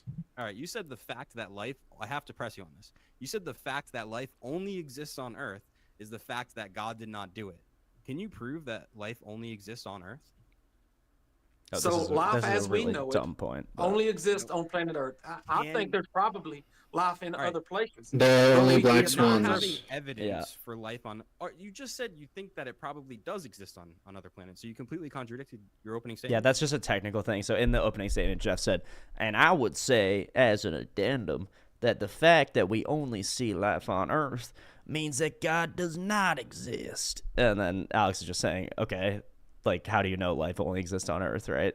Because, like, the argument is premise one. It's like, yeah, exactly. It's like black swans only. The only things I've ever seen are black swans. Therefore, only black swans exist. It's like, right. Actually, it's even worse than that because you're saying black swans.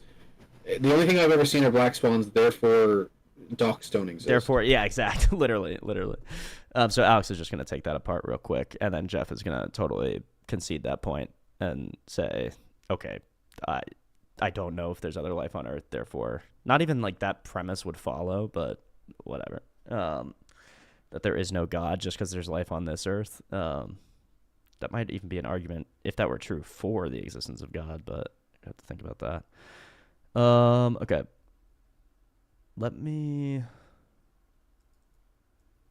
Let's just skip somewhere and see what's going on. We ask you from your paradigm, how does it exist? In what way does it exist? We have an account for the way in which it exists that's consistent with every other concept we know, mind dependent. You guys say it exists before humans, and we ask you, Jeff, in what way does it exist? You say you don't know. So in what way does God exist? Eternally uncreated. That's the question. Okay, so but also it's the cross exam. Oh, right. Stop asking him questions. yeah, exactly. They're pretty gracious for even answering. But, yeah. And logic are eternally uncreated. Exactly the same as you. Yeah, but you assume truth is a concept, so you can't have a concept without a mind. So you have an uncreated concept that's not bound by a mind? So the mind does not have to create concepts. The mind is what understands. Jim Bob. Really? The mind does not have to create concepts? I mean, in a way, you have the mind only creates concepts. Right. Yeah, exactly. That's all it does. Like, so at the end of the day, to hold your position, you just to affirm this, the transcendentals, or at least the laws of logic, are not conceptual. Just to be super clear. They're not conceptual, as in they're not mind dependent. They exist independent of the mind. So only the understanding of them is conceptual to you. But yeah, I mean, necessarily you need to conceptualize reality to understand Right, it, right? right. When So that's I what I'm see a saying. rock, to understand the Yeah. rock, I conceptualize the rock. There's don't nothing actually have the rock in my head. inherently conceptual about the law of identity.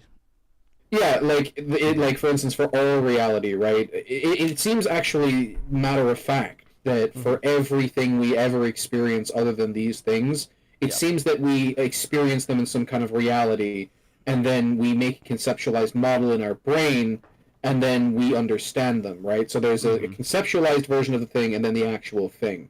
Okay.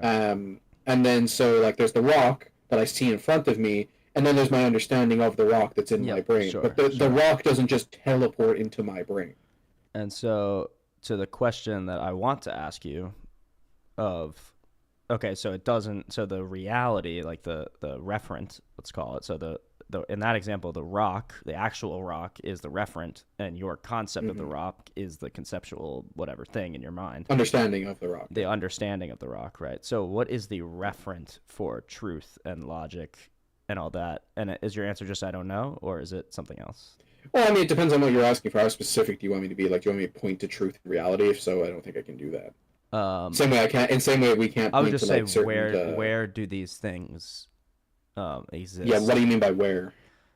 What realm? The material realm, the immaterial realm? Do you want like the 11th the mind of God, or yeah, if you have that kind of answer, I don't think you would. But are they material or immaterial? Essentially, is what I'm asking. I mean, I don't know. Okay, great, that's fine. I don't know anything about the nature of their existence in actual reality. I just know that I perceive them. You perceive them in the same way. In the same way that I perceive a rock, but like the question of hard solipsism is there, right? Like I don't know what the actual properties of that thing I'm experiencing is, but it's there. Gotcha. That's all I was looking for. Okay, I'm gonna play this for a sec and run to the bathroom. So, sorry. Completely impossible to have a conversation. Give me one. One step at a time. You're a filibuster, so you just said you don't need a mind to create concepts. Can you give me one concept that you can demonstrate didn't require a mind? So the earth can exist without a mind to understand it. Dude, I didn't ask about the earth, dude. I just asked you a question because you just So made a claim. No, you made a claim. Jim Bob, truth exists whether a mind understands it or How not. did you determine that? If you say that from your materialist view, you're going to have to demonstrate that the existence of truth has a particular kind of existence before a mind exists. That's what we're asking for, Jeff. Truth is not dependent on a mind.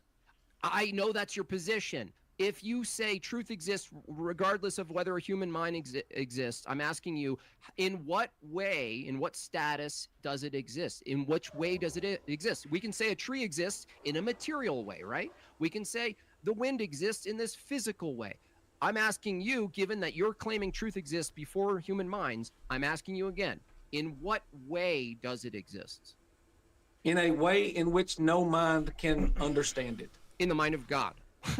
Okay, let me jump in here. No mind. God Jimbo. doesn't have a mind. Yeah, So you you're doesn't tell me anything. that there is a He God. just goes God. I missed obviously what led up to that, but he just goes Yeah, God I'm not doesn't gonna have lie. a mind. No, because you missed the thing that he said directly after in the fucking thing. Yeah. He was like, he asked him like, how do they exist? And then he was about to answer. He was like, in the mind of God. Like, and I'm like, okay, brother. Like, it was a shit way to end it. Yeah. Interesting. Okay. And that he has a mind. Curious in that. Tells me nothing. Jimbo, do you and your God have the exact same tastes? Or are you a sovereign that- individual separate from him? Taste, no, that would also be a category error. Tastes are temporal, and it's knowledge limited. So a taste or a Tastes are preference would be temporal. I think that might be right. Let's listen to him. No, I don't agree with that because God definitely has preferences and he's atemporal.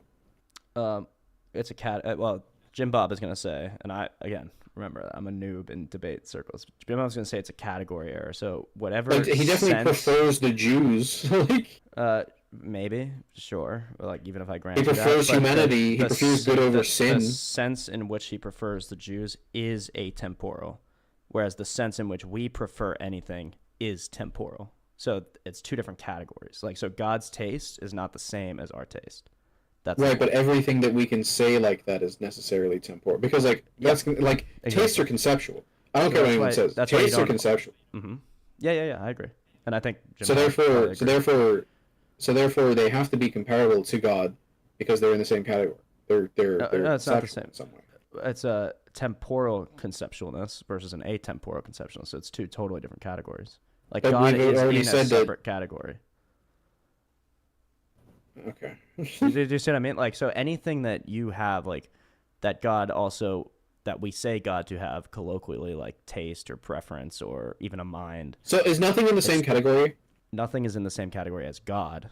Your mind and my Then how mind can we prove he are exists? in the same category. What do you mean? Do you prove 'Cause- things because exist only we- by using the same category that they're in? We prove things by analogy How do you and prove understanding from evolution the to previous exist? thing. We prove it because of its lessers, like its parts. Okay. Like for instance, its effect on like life, right? But life Okay, is there we go. evolution. Then we It's would affected prove God evolution. by his effect on yada yada yada. Life, Yeah, but there is no existence, direct logic. effect of God. We have no like handprint of God. Well, I would say that the transcendentals are something like a handprint. But I mean, you don't believe that, obviously, so that's fair enough. I mean, I But don't yeah, see I any don't of them think. Wait, saying, so thou shalt why not did you contradict say? yourself. Why did you Like, say? Why did you say that if nothing's in the category of God, that we can't prove him? I still don't understand that. Well, because we prove things with like inference and like likeness and analogy. Like that's how we prove the unknown in the terms of the known, Yeah, right? that's So like what we do with anytime I God. have to describe, right? But there's nothing in the same category as him. I'm still confused. Maybe I'm misunderstanding the word category, but why does something have Okay, to, so like it seems like for instance, for instance, hold on, sorry, the adaptation of finches to like have a longer beak or a smaller beak, that's not in the same category as evolution, is it? The Actually, evolutionary, yeah. the theory of evolution. but that's literally a part Well, of it. one's an observation and the other one's a scientific theory. One's an yeah. I mean, there's ways in which they're different categories, but there are categories in which they are the same. You're saying nothing is the same category as God. What are the ways in which that adaptation of finches is like in the same category as the theory of evolution? They were discovered by humans. Okay. Yeah, There's a I think category. I think I might either you or I or neither of us have like a real clear definition on what a category actually is, and I'm saying that about myself. I really don't actually know. I'm just kind of shooting from the hip here. Okay. But it doesn't seem to me intuitively like that you would need things to be in the same category.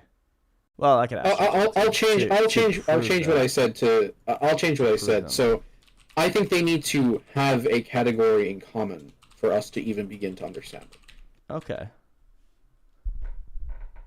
Okay. Because we Philosophical understand things category, by we understand the unknown in terms of the known. So, like for instance, if I had to explain something to you, I'd use analogy. I'd be like, "It's like this. It's like that. It's or I can just tell you as a matter of fact what it is, right? But I use that with words, right? And nothing can describe God. He's no category shared with anything, not even words. Words. In Right. fact, it's said in the Bible, words can't even describe him. Right. They So, just do like, the best it's- they can. Yeah. So it's like, if that's the case, I don't think you could ever prove God, because nothing shares the category with him. Oh yeah, but it's also not my opinion that you ever could prove God. Oh, I'm not saying that it is. Just I'm not making- debating you right now. I'm Yeah, saying no, I know, I'm I know. making a genuine thing. Yeah, no, I get that. And so, yeah, I think I just take it for granted that we would never prove God. I would just still Okay. hold to the evidence that makes the best inference, which would be God. So, just for my own edification here. In simple terms, philosophical categories are like the building blocks of thought, concepts so basic that we use them to talk about everything else. Examples would be being, substance, quality, relation, quantity, time, Yeah, space, like qualia and shit. possibility / necessity. So why they matter? Okay. So what is a category error? And is it a category error to, I actually forgot what what the error was though, he said. To assume God must was it exist in time? I literally can't remember what the error was.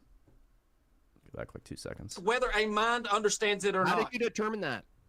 If you say that from your materialist view, you're going to have to demonstrate that the existence of truth has a particular kind of existence before a mind exists. That's what we're asking for, Jeff.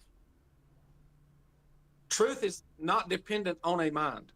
I know that's your position. If you say truth exists regardless of whether a human mind exists, I'm asking you, in what way, in what status does it exist? In which way does it exist? We can say a tree exists in a material way, right? We can say the wind exists in this physical way.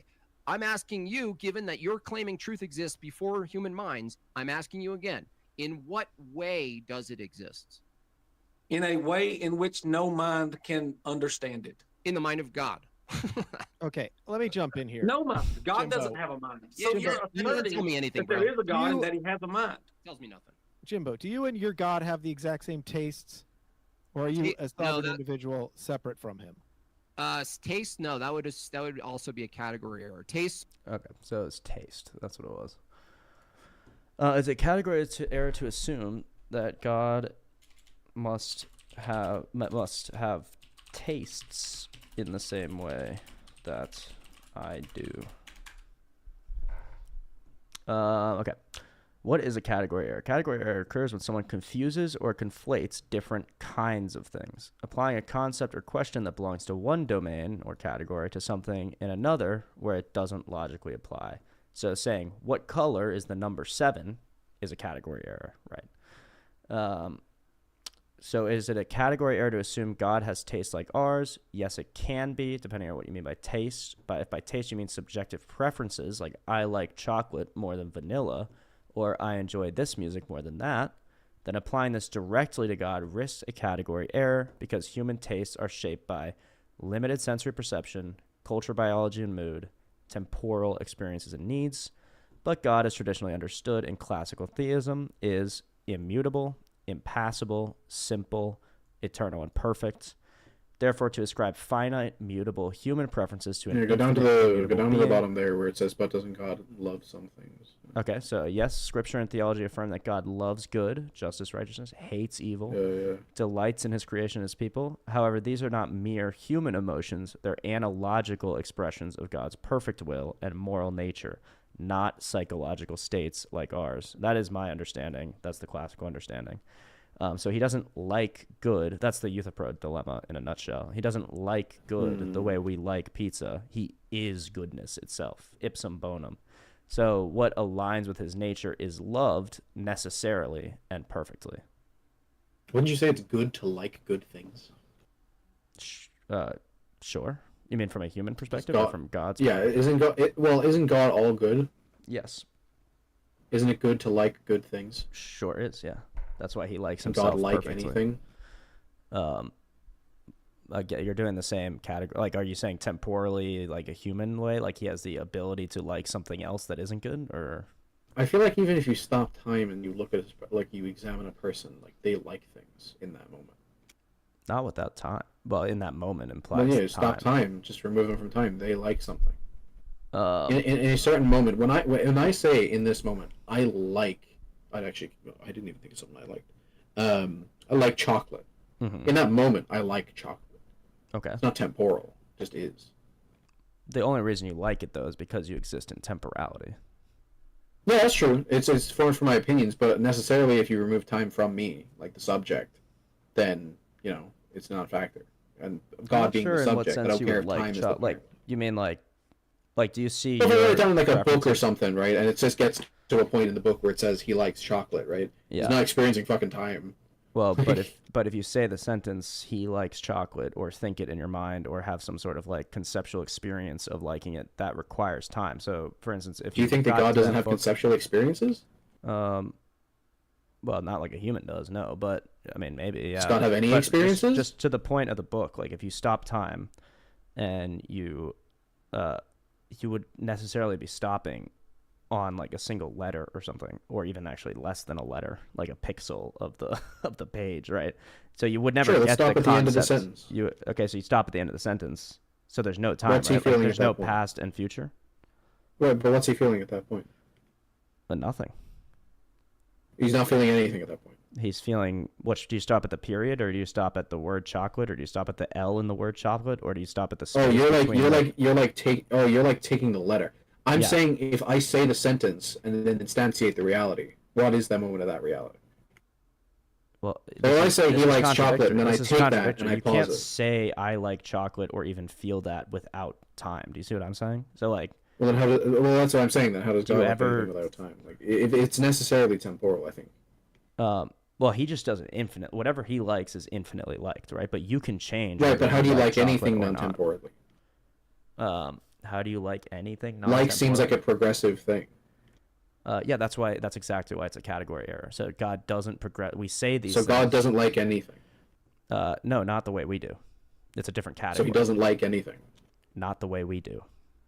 You keep saying that, but what is the way he does? He doesn't like anything at that point. That's what we talk about when we say like. In the immutable, impassible, simple, eternal, and perfect way, he likes things. But what does that mean? It's not like at that point. It's completely different. Yeah, I agree. I agree. We only do our best to approximate the way that God behaves or acts or whatever it is. So God doesn't like anything. Right. Sure, if you want to say that, you can say that, but I think it misses the point of how he actually In fact, I think anything we say that's good, he doesn't have. This is crazy. Okay, expand on that. Well, like, by your definition, he wouldn't even experience goodness. Why do you say that? Because goodness is necessarily temporal. Why is goodness necessarily temporal? In the same way that liking something is temporal. Well, liking something in a human sense, goodness from the human perspective is, but why goodness itself? Like, why is the, category because goodness of goodness is a human temporal? idea. Oh, well, so you're assuming that it's not God's idea then? I mean, is it? I think it is, but because you're saying that you're the one saying they don't that experience God it the same way we do. Yeah, he doesn't. Yeah, no. Well, then it's ours. No, it's his. He passes it to us. He allows us to feel some shadow. But what is that? We don't feel version of what it is. Yes, we do. You don't feel good. No, we don't feel what he feels. It's not the same thing. No, it's not. No. Yeah, so he doesn't feel goodness. Yeah, if you want to be pedantic, yeah, we can say he doesn't feel goodness. It's obvious. obvious. I want to be pedantic. I'm making the categories clear. He doesn't feel goodness. Sure. Fine. But you still acknowledge that he is goodness itself, right? Or no? So he is goodness himself, but he doesn't experience goodness. So he doesn't have any experiences. I'm not sure where you're getting this. He has atemporal experiences. So he has atemporal experiences. So do you know what that's going to look like? Do you have any way to conceptualize that? No. Well, what about Jesus? Did Jesus like anything? Jesus did have temporal experiences, yeah, and did. Okay. So he like things, yeah. Okay, so he was flawed in some way. No, not flawed. Who said he was flawed? Well, okay, so he experienced the goodness of humans, right? Yeah. Okay, is goodness of humans equal to the goodness of God? It depends. If the person is being perfectly good, then yes. Well, but then it's not human goodness. You're right. It would be some sort of Christ-like goodness, having two natures, human and God. So he never experienced human goodness? No, he did. Okay, so he does experience human goodness. Christ does, Jesus does, yeah, and God. Okay, so and is human goodness as good as God's goodness? It depends if it is or not. It depends. Yeah, well, because obviously, like, okay, so if I do the good of, I don't know, not watching porn, but then I use my imagination to jack off. Yeah, exactly. That's obviously not as good as God. But that's temporal. That's my point. Is that it's not necessarily as good because it's temporal. Oh, you think it's not infinite? It's not being perfect, in temporality makes something inherently less good? Well, by this, yeah, because you're saying that he said, like, if I say goodness, and you're like, it's in this human way, and part of that is it being temporal. Yeah, making it a category. But I never said that was less good than the atemporal. I just said they're different categories, which they are. Well, it would definitely be less perfect. Fine, maybe, but I just said they're different categories, which they are, and so somehow is it less perfect? Humans as good as God and all that? That's like a totally different question. I'm just saying. Well, so is it less perfect? Is human goodness less perfect than God's goodness? Yes, of course. Yeah.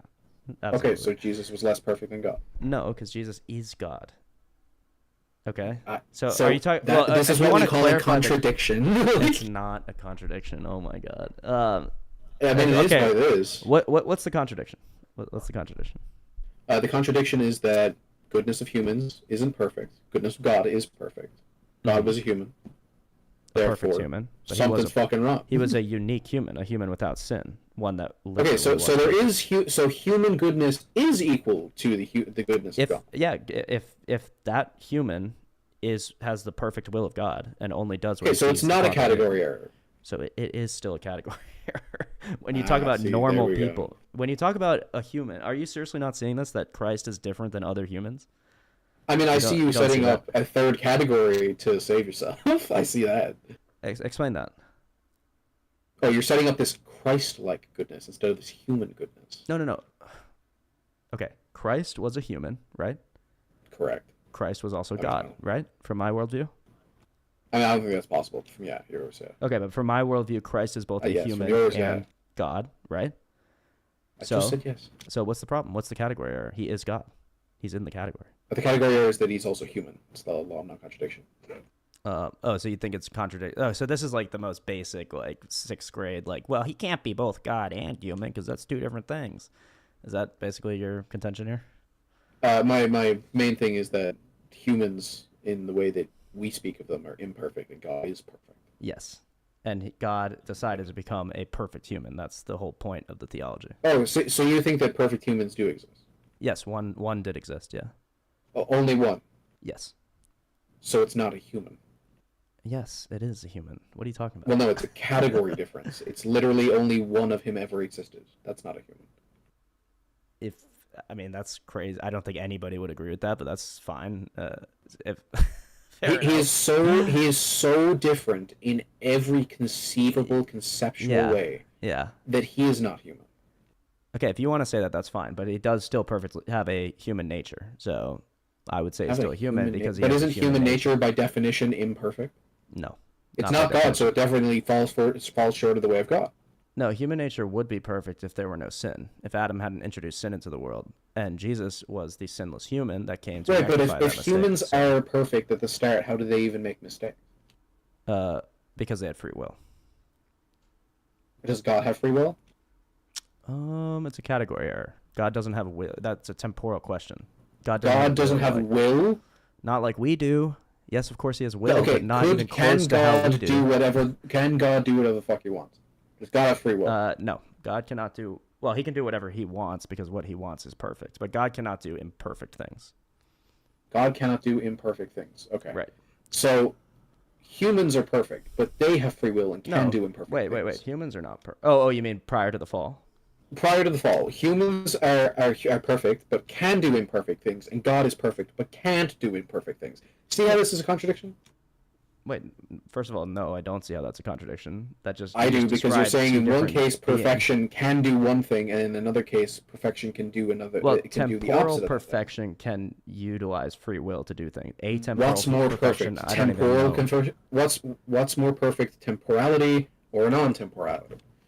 I'm not sure if that even makes sense as a question. More perfect temporality. Well, yeah, what is closer to perfection? They're just temporality or non-temporality? I mean, a perfect temporal being would be perfect, as a perfect atemporal being would also be perfect. So I don't actually. Right, but he's divinely simple. He's not a perfect of anything. He is just perfect. So, is it more perfect? Now you're instructing Christian theology. I mean, what are you talking about? Well, yeah. I mean, I pick up a thing or two. You know, like, yeah, but is that even true? The thing is that say what you said again. Oh, so he's divinely simple, so he can't be a perfect of anything. He is just perfect. Okay. Maybe I accept Is that that. I not have to think true? about that. Well, he's divinely simple, so he can't be a perfect of anything. Yeah, he has no aspects or attributes. He is just divinely simple. Oh, well, he has so aspects. He has energies, aspects, and attributes, but he is also divinely simple. Okay, you can't be both of those things. Why not?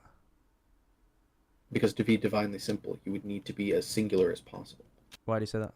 You would need to be the category that encompasses all. Wouldn't you be so singular that you also encompass multiplicity? Yeah, you can encompass it, but you can't have attributes of it. Why not? Because that's not how simplicity works. How do you know? Okay. You are the box. You are the box that contains. Instruct me. You are the box. You are the box that contains all sets. Your set does not create other sets. Well, okay, explain to me how. I'm not sure I understood that. If that was supposed to be an explanation of how simplicity could never produce multiplicity? No. So when it produces multiplicity, it's within itself, right? I think you would agree that all things are reflected in the mind of God, right? We are part of him in the way that he encompasses all of causality and all of reality. Sure, I'll go with you on that. Right. But he doesn't create other things outside of himself. Like, he doesn't create other things that are completely separate from him. I guess not. I'm not sure where hell would fall into this. I think that would be separate. Well, from it's him, but absolutely under his domain. Yeah, sure. Yeah. Yeah. So think of it like squares within squares. He's the biggest square. He doesn't create other squares outside of his like square. Fine, but he's more like the paper that all the squares are drawn on. But yeah, I'll go with you. I agree. Sure. Yeah. Yeah, that's what I'm saying. Attributes would be that he has aspects within the square and outside the square that are connected to him by like lines and shit. But things directly caused by him or that are a part of him are inside the square, which is divine simplicity. I really didn't understand that at all. I don't understand why he can't have attributes, is what you said earlier, if he's simplistic. Or not simplistic. Because an attribute of something simple. implies that there's some sort of division of him or some sort of set of him. Yeah, so if there's a giant white sheet of paper... So is he made of things? God himself is not, no, but he makes things. Well, then there you go. He makes things. Right, but those things don't exist outside of himself. Okay, so?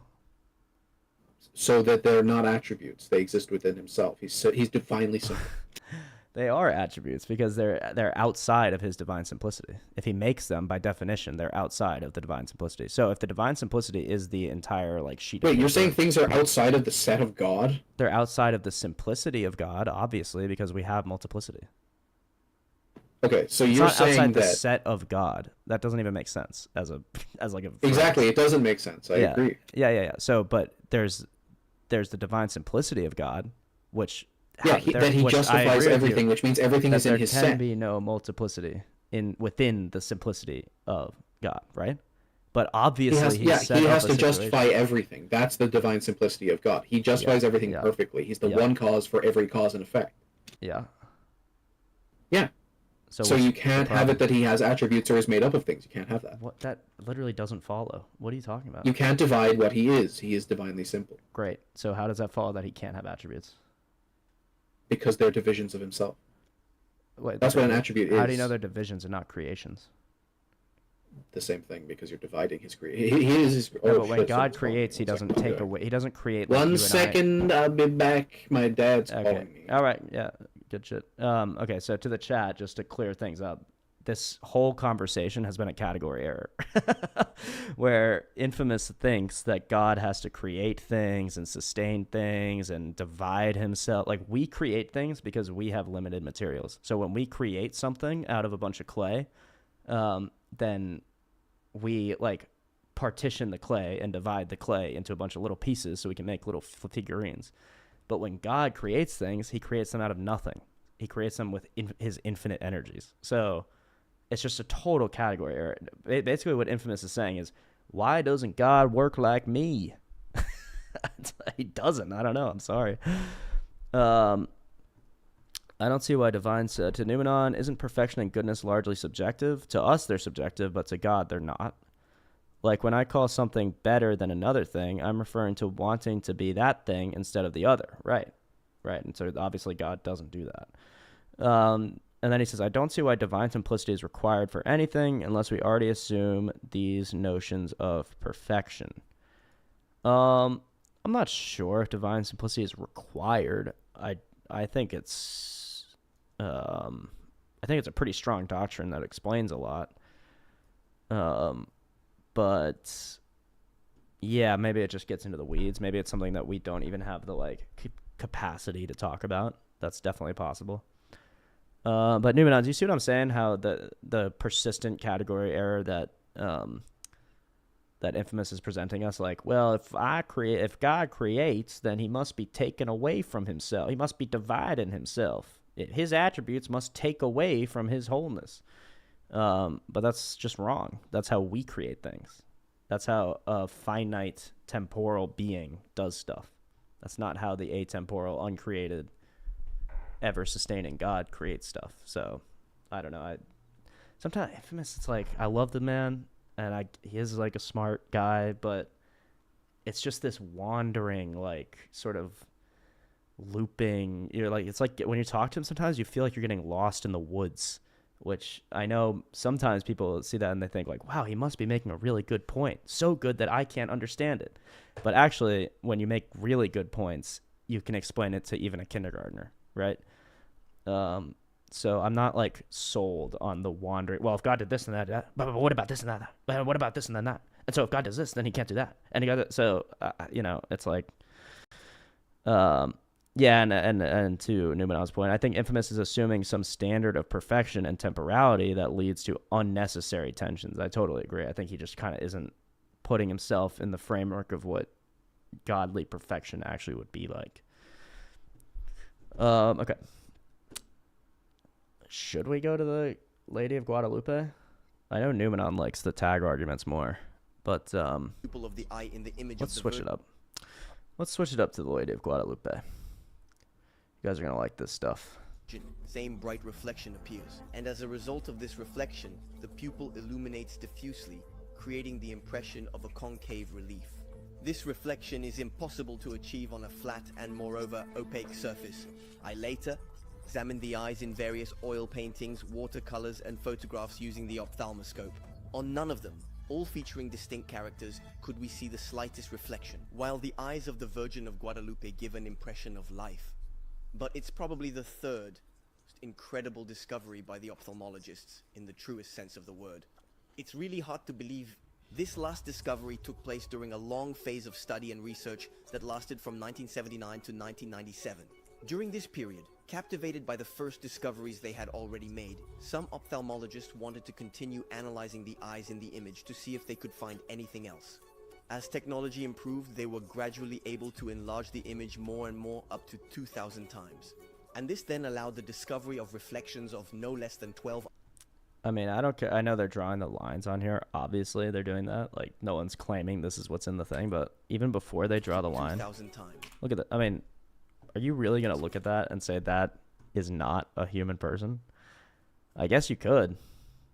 Doesn't it look so much? And then you could say, like, oh, that's not, or that's not. This literally looks exactly like a face. And then if they're not human people, if it's not a reflection of what people saw, or what the lady of the Mother Mary saw when she revealed herself to these priests, then what is it? I would just simply Yeah, ask, what's what your is opinion on Mary, actually? I think she's revered above basically all people except for Christ. I mean, I have a lot of respect for her. I think I always love the joke that if you ever see them next to each other, you see those pictures of Jesus and Mary like right beside each other, especially in Catholic illustrations, right? Uh-huh. You'd fucking know he was asexual. Like, you'd know that he was just spawned from her. That's a male version of Mary. He has the long hair. He has the same nose. There was no feta in that fucking conversation. That's funny, interesting. That's literally just Mary if he had a dick. Like. Yeah. That's very interesting. No, I think Mary's awesome. I'm convinced by a lot of these Marian apparitions, specifically this one the most. So I think there's a reason to venerate her. And we're told in the Bible that Mary is full of grace, which kind of has a specific theological meaning, which is never used for any other person. So, yeah, I think there's good reason to respect and honor her. I think even venerate, possibly. Do I think you should worship her, or is it better to pray to Mary or pray for the intercession of Mary versus praying directly to God or Jesus? Then I don't know. I mean, who knows? But Numenon says it's blasphemous. Maybe praying to her for guidance or something. I don't think. Like, in the same way that you pray to saints and shit. That's what I'm saying. Yeah, I think it makes sense to pray to her in the same way that it's you would really pray weird that she's not a saint for intercession. I think she's beyond. She's Mary, Mother of God. She's like beyond a saint. You know what I mean? Yeah, she's like super saint, Mother saint level of God. 2. Yeah. So I don't know. I don't know if Numenon's being sarcastic when he says blasphemous. I don't even know what. I think he's Orthodox, maybe. What's the Orthodox opinion on Mary? I know they have icons of her. And you're referring to Infamous's comment. What did I say? I've said many blasphemous things on this channel. Oh, the thing about Mary and Jesus and the yeah. Of course, that's blasphemy. Oh, then it's just a fucking male version of Jesus. I mean, hey, listen, that's in the Bible. There was no father, and he is just born of her. Everything we know about genetics is that fucker is just a male version of her. I'll say the Bible supports that. I 100% think the Bible supports that. There was a father, but anyway, whatever. But there wasn't a biological father, so biologically he is fucking Mary if they were a man. Spiritually, he's God. I guess maybe no, but he also. I'm not saying nothing about it, like. Well, he is a male, right? So he actually does have to carry biological material from his father, who is God. Well, actually, no. Technically, there actually is a way for humans to commit asexual reproduction in women specifically, but it's never been done. It's just never happened. It's so unlikely. Yeah, it's just so unlikely and impossible that like it would take more than the fucking Planck time of the universe for it to happen. Oh, kind of like a miracle. Okay. They mentioned it. Yeah, they mentioned it in like I think House once, and she was like, she fucked a dude, and then got pregnant, and then House was feeling like fucking with the dude. So yeah, I'm with Newman on here. I'm saying he says half of the DNA was created by God, and the other half came from Mary or something. Tell me how many chromosomes God has, please. I beg of you. Well, it's not like he would just craft them with his own hand. He wouldn't. Is he the same species? Like. Yeah, but he wouldn't have to have the he created all chromosomes to begin with, given our worldview. So, like, what chromosomes did God have? Well, he didn't have any. He just created them. Is what the answer would be. Well, he's not given any biological material to fucking no one. Not only is he giving it, he's crafting it by his own hand. Is the logic? But whatever. We'll just because he can't do that because then that means that he built fucking Jesus like a robot. He can't do that. Yeah. He can't do that, sure. Really, Jesus was built like a robot? Oh, yeah, God could make him raised from the dead and give him a virgin birth and all that stuff, but he couldn't possibly create the DNA that went into the zygote. No, I'm talking about how it's probably heretical. I'm not talking about how it's impossible. I'm saying, saying that he was, handmade like a fucking robot is a bit heretical. I see what you're saying. Maybe the less heretical way to say it was that God spoke Jesus into existence, as Jesus is the Word of God, and the very act of speaking crafted the DNA or something like that, or the DNA was an exact sort of translation of God's word into biological terms or something like that. Is that Adam? What's that? That's Adam. Yeah, both. I would say probably both for Adam and Christ. I think Adam looked like Jesus. Well, that's the typology they do in the icons. It's possible. It's possible that Adam. He looks too like Mary to look like Adam. Nah, I don't believe it. Well, how do you know Mary doesn't look like Adam? Do you know what? That might be a good theory, is that he just fucking mixed her with Adam. But then he wouldn't be perfect. Well, I don't know. Yeah, he wouldn't be perfect if he did that. Aren't all bodies big robots at the end of the day, except for consciousness and stuff? To Newman's point, yeah. I mean, it's no different than you saying the biological process built us like a robot. I mean, if you want to say that, then you could say it, but it's not exactly true. It doesn't capture the spirit of what happens when a human is born or conceived or created. Okay, let's continue with the Lady of Guadalupe. Where on the tail end of the eye stuff is interesting, but I think there's more interesting, I would say, let's call them inexplicable facts. And this then allowed the discovery of reflections of no less than 12 other people in the eyes of the Virgin. Dr. Jose Atheists was the first to look into this. The colored spots you see are the different figures he identified. Well, like that, I have to admit it's not very convincing. But what convinced the ophthalmox wasn't just simple spots. It was, as Dr. Tunstman puts it, finding the corresponding reflection in the other eye, in the position it should normally occupy according to the laws of optics, along with the normal distortions at that second position. A theory then begins to emerge. All these figures that are reflected in the eyes would be the people present at the moment when the image miraculously formed on the fabric several centuries ago. Well, I think I've lost you there. So let's go back in time a bit, because a piece of the puzzle is found in the past. In fact, this fabric would date back to the 16th century.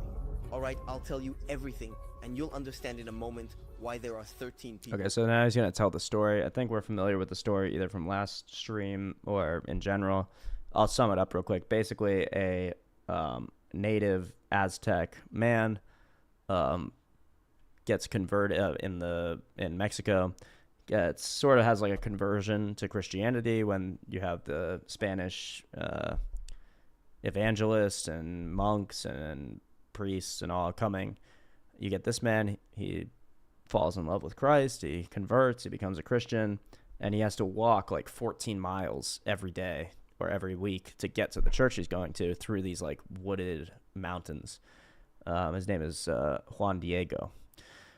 And so Juan Diego runs across a vision, or the actual person, of Mary Magdalene. And she instructs him to go tell the friars, the monks in the town in Mexico to come and build a church on this mountain, or at the foot of this mountain, in her honor. So he goes and does that. The people laugh him out of the room. They say he's crazy. They say, come back another time. We don't believe you. Juan Diego goes back to Mary and he says, what do I do? They didn't believe me. I told them everything you told me to tell them. And they asked for a sign. And Mary says, okay, here's your sign. Go over there and collect a bunch of flowers. And Juan Diego's thinking like, well, it's the middle of winter, so there's going to be no flowers. But lo and behold, he goes over. Hey, what's up, Allie Thompson? Welcome. He goes over, he picks a bunch of flowers. He says, this will be plenty of proof for me to show the priest. There's no way these flowers could possibly bloom in the middle of winter. He holds all the flowers bundled up in his like robe thing. It's called a tilma. It's an Aztec robe. And then he brings it to the monk, and he releases the robe and to let all the flowers fall out. And the priest and the monks start bowing down and praying, because on his tilma is imprinted. This is the actual tilma, by the way. This image. All right, I'll tell you everything, and you'll understand in a moment why. That image is, colloquially, we can see painted, but really is manifest on his simple robe garment that he was wearing. And that's the story. That's the story of Juan Diego and Our Lady of Guadalupe. That's where we get this artifact from. It's professed to have not been painted, not been created by human hands, impossible to create by human hands. And that was the point of all the eye stuff, the reflections that you can see in the eye under like extreme magnification. Hey, Allie Thompson, the stream's going well, but I also feel like you're trying to sell me something, so I'm not interested, and I'm going to continue with what I'm doing. But thank you. I hope you're going well as well. So let's see. And now, of course, there's a massive church here, and it's a massive pilgrimage site for people to come and honor Mary and, and see the tilma. Visiting the basilica each year. Well, it's all very charming, but we have no proof that this story is authentic, and that still doesn't tell us who the 13 people are that we see in the eyes of the Virgin. First, what shows that this story wasn't made up afterwards? The bots are evolving. We have more than 100 archival documents dating from before 1700 that talk about this apparition at Guadalupe. Some documents date back even a few years after the events. Starting from the 18th century, the documents pile up to the point that it's no longer possible to count them. The Bolton Guadalupano Bulletin has been trying to publish all the facsimiles of these archival documents for several years. The oldest document that has come down to us dates back to 1537 and is signed by the hand of Bishop Juan de Zumárraga. Another document, a poem in this case called The Song in Wool, which probably dates from those same years, has come down to us. A passage from the poem addresses the Virgin Mary and says, God created you among abundant flowers and repenned you again, Holy Mary, before the bishop. In 1570, here's another poem in Nahuatl, of which here is an excerpt. Our Lady of Guadalupe is the great miracle that our Lord God chose to accomplish through the ever-Virgin Holy Mary. Well, the venerable image of the Mistress and Lord is right there. Miraculously, on the tilma of the poor little man, his venerable painting has appeared. Now there she is with all her worldwide fame. In short, you get the idea. I'm not going to read them all to you, but a more interesting document is probably the Codex 1548 or Codex Escalada. It's a document that dates back to 1548, as its name indicates, and it contains a few words in Nahuatl, but mostly a large drawing. Now, even though the parchment has certainly deteriorated over time, you can still clearly recognize a representation of the apparition, with Juan Diego on the left and Mary surrounded by an oval, just like on the tilma in the upper right. Graphologists, that is to say, people who study signatures, have been able to identify the signature of Brother Bernardino de Sahagún and confirm the date of 1548. There is no doubt that the events of Guadalupe and the apparition of this strange tilma date back to the 16th century. But still, even back then, it could be a complete invention, and the image could simply be a painting made by Juan Diego himself or by another forger. Well, that's exactly it. Scientists wanted to get to the bottom of it. Is this image a painting, yes or no? Today, the scientists' response is unanimous and no longer up for debate. Already, everyone agrees that paintings older than a few decades usually show cracks caused by the drying of the paint. Here, none, but above all, the scientists who studied the image under Okay, so that's interesting. Wait, so that's an important point here. Decades usually show why are there no by the cracks? drying of the paint. Here, none, Look at that. but above So maybe, I guess, what does the atheist have to say here? They have to say, well, a tilma on a woven piece of cloth, these cracks would not appear. So let's see if that's true. Would cracks that appear on old paintings, like the Mona Lisa? I don't know why I put that in quotes. That was really dumb. I meant to do a comma.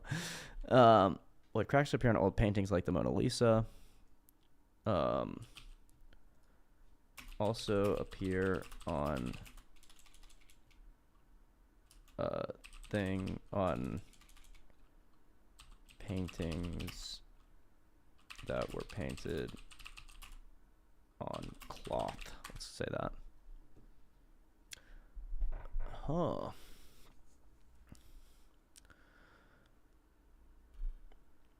So paintings on cloth, like canvas or linen, also develop craquelure, which are those little cracks.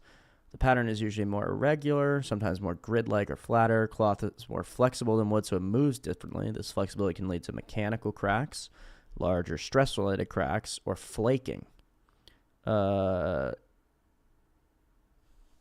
so what about on a tilma from the 16th century?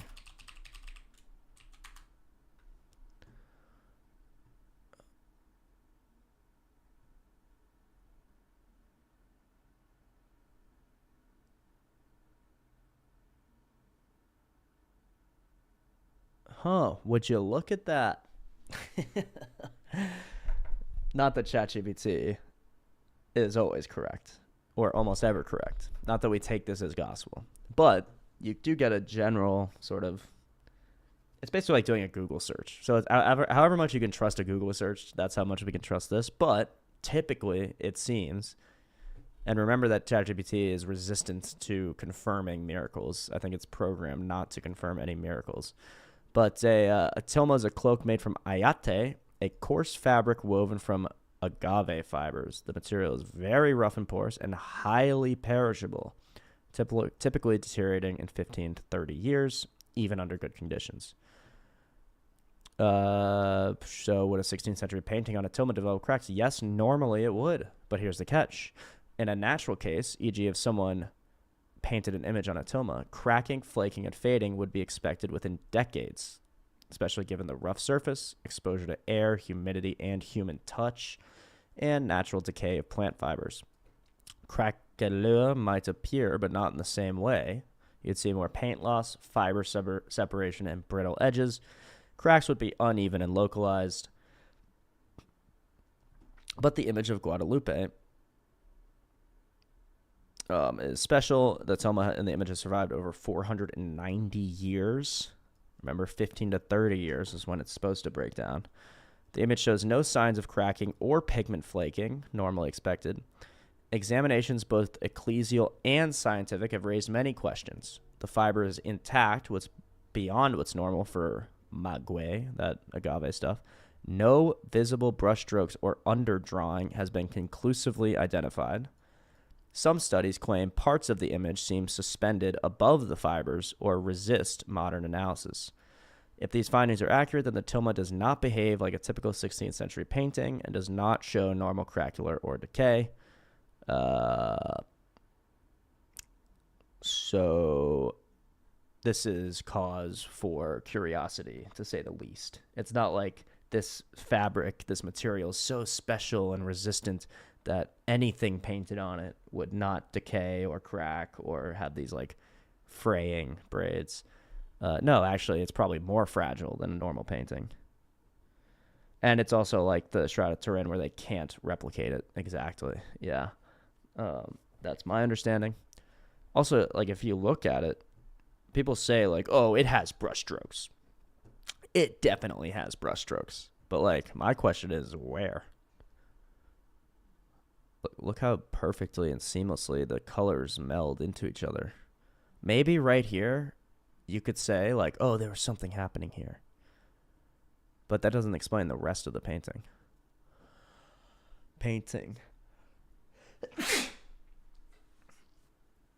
All right, let's continue. All the scientists who studied the image under a microscope never found the slightest brushstroke. Yet, no matter what painting technique is used, unless you're doing Jackson Pollock, the application... And by the way, even if they did find a single brushstroke or 10 brushstrokes or 50 brushstrokes, that still doesn't explain it. That would just say that somebody went and added those, right? If the story's true. Because, and actually that's the only way, because if, say, 90% of the image has no brushstrokes and 10% of it does have brushstrokes, you haven't explained anything. You still have to explain how the other 90% of the image does not have brushstrokes, right? So in this video, which we were watching, this guy was like, actually, they found 7 brushstrokes in the bottom corner of the painting, so it must be fully painted. It's like, okay, well, what about the other 98% of the painting? So you've explained that 2% of it. What about the other 98%? To which we got no answer. Of color always leaves streaks. If you find that surprising, wait for what's next.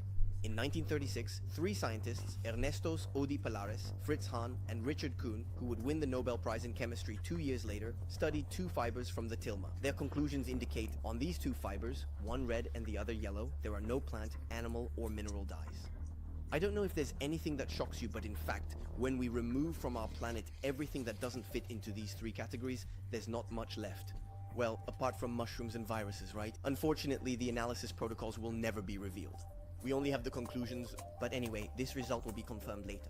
Starting in May 1979, when Jody Brand-Smith, a Master of Arts from the University of Miami, and Philip Cerner Callahan, a biophysicist from the University of Florida and painting expert, both NASA scientists, began to examine the tilma. Callahan is very surprised by the blue color on the fabric. He explains, "We are faced with an inexplicable phenomenon here because all these blues are semi-permanent and known to fade considerably over time, especially in hot countries. On the contrary, the blue of the Virgin's cloak is of equal intensity, unfaded, made of a semi-transparent blue pigment, unknown, as bright as if it had been applied last week." But as he continues to analyze the tilma, it's ultimately the pink of the dress that seems the most mysterious to him. According to him, there is absolutely nothing on earth that can produce such a pink, as you can see in the explanations he provides, which I've put in French on the screen. But what intrigues scientists even more is the strange preservation of the colors on the tilma. Indeed, the image did not benefit from the protective measures that we see today in all museums for ancient paintings. The exhibition rules in museums today for any ancient painting are summarized like this by Ernesto Sodi Palares, a metal specialist and professor at the National Autonomous University of Mexico. There must systematically be 60% humidity, a constant temperature, ventilation, examination to prevent the formation of microorganisms, checking for the absence of sulfur compounds, subdued lighting, X-ray analysis, photography in ultraviolet and infrared light, etc. Of course, as you might suspect, the image of Guadalupe did not benefit from any of these conservation techniques for nearly 5 centuries. But above all, it was continuously venerated by the faithful who came to touch the image, caress it, kiss it, rub it with their clothes. Touch it. They would come and touch it. Imagine if you went to the Louvre and like everybody that was crowded around the Mona Lisa was touching it as well. Do you think we would still have a Mona Lisa? Do you think we would have that after 500 years?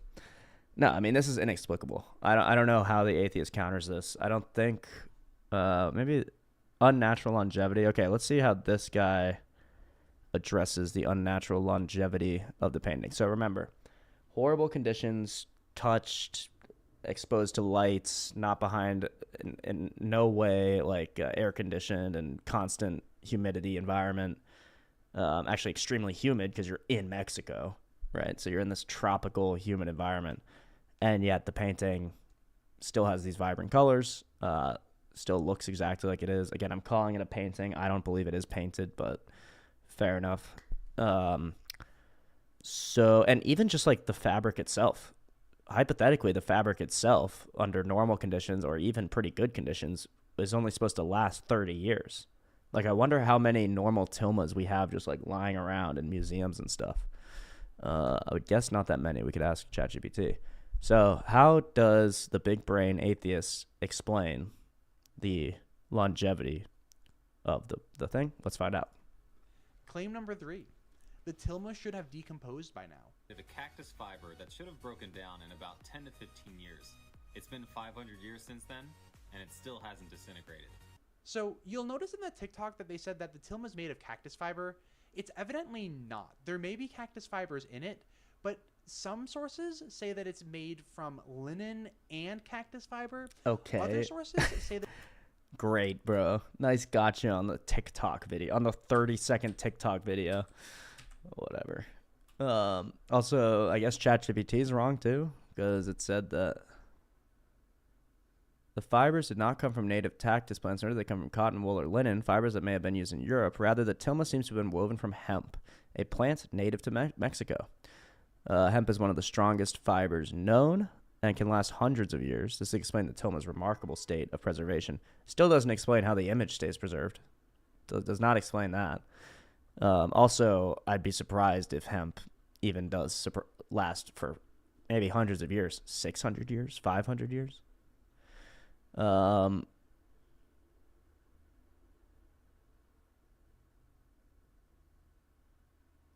Okay, it's logical that marble, stone, wood, and fabric of different temperatures. He said that the image of the Virgin is formed on a cloth made out of plant fibers, an agave called exotol.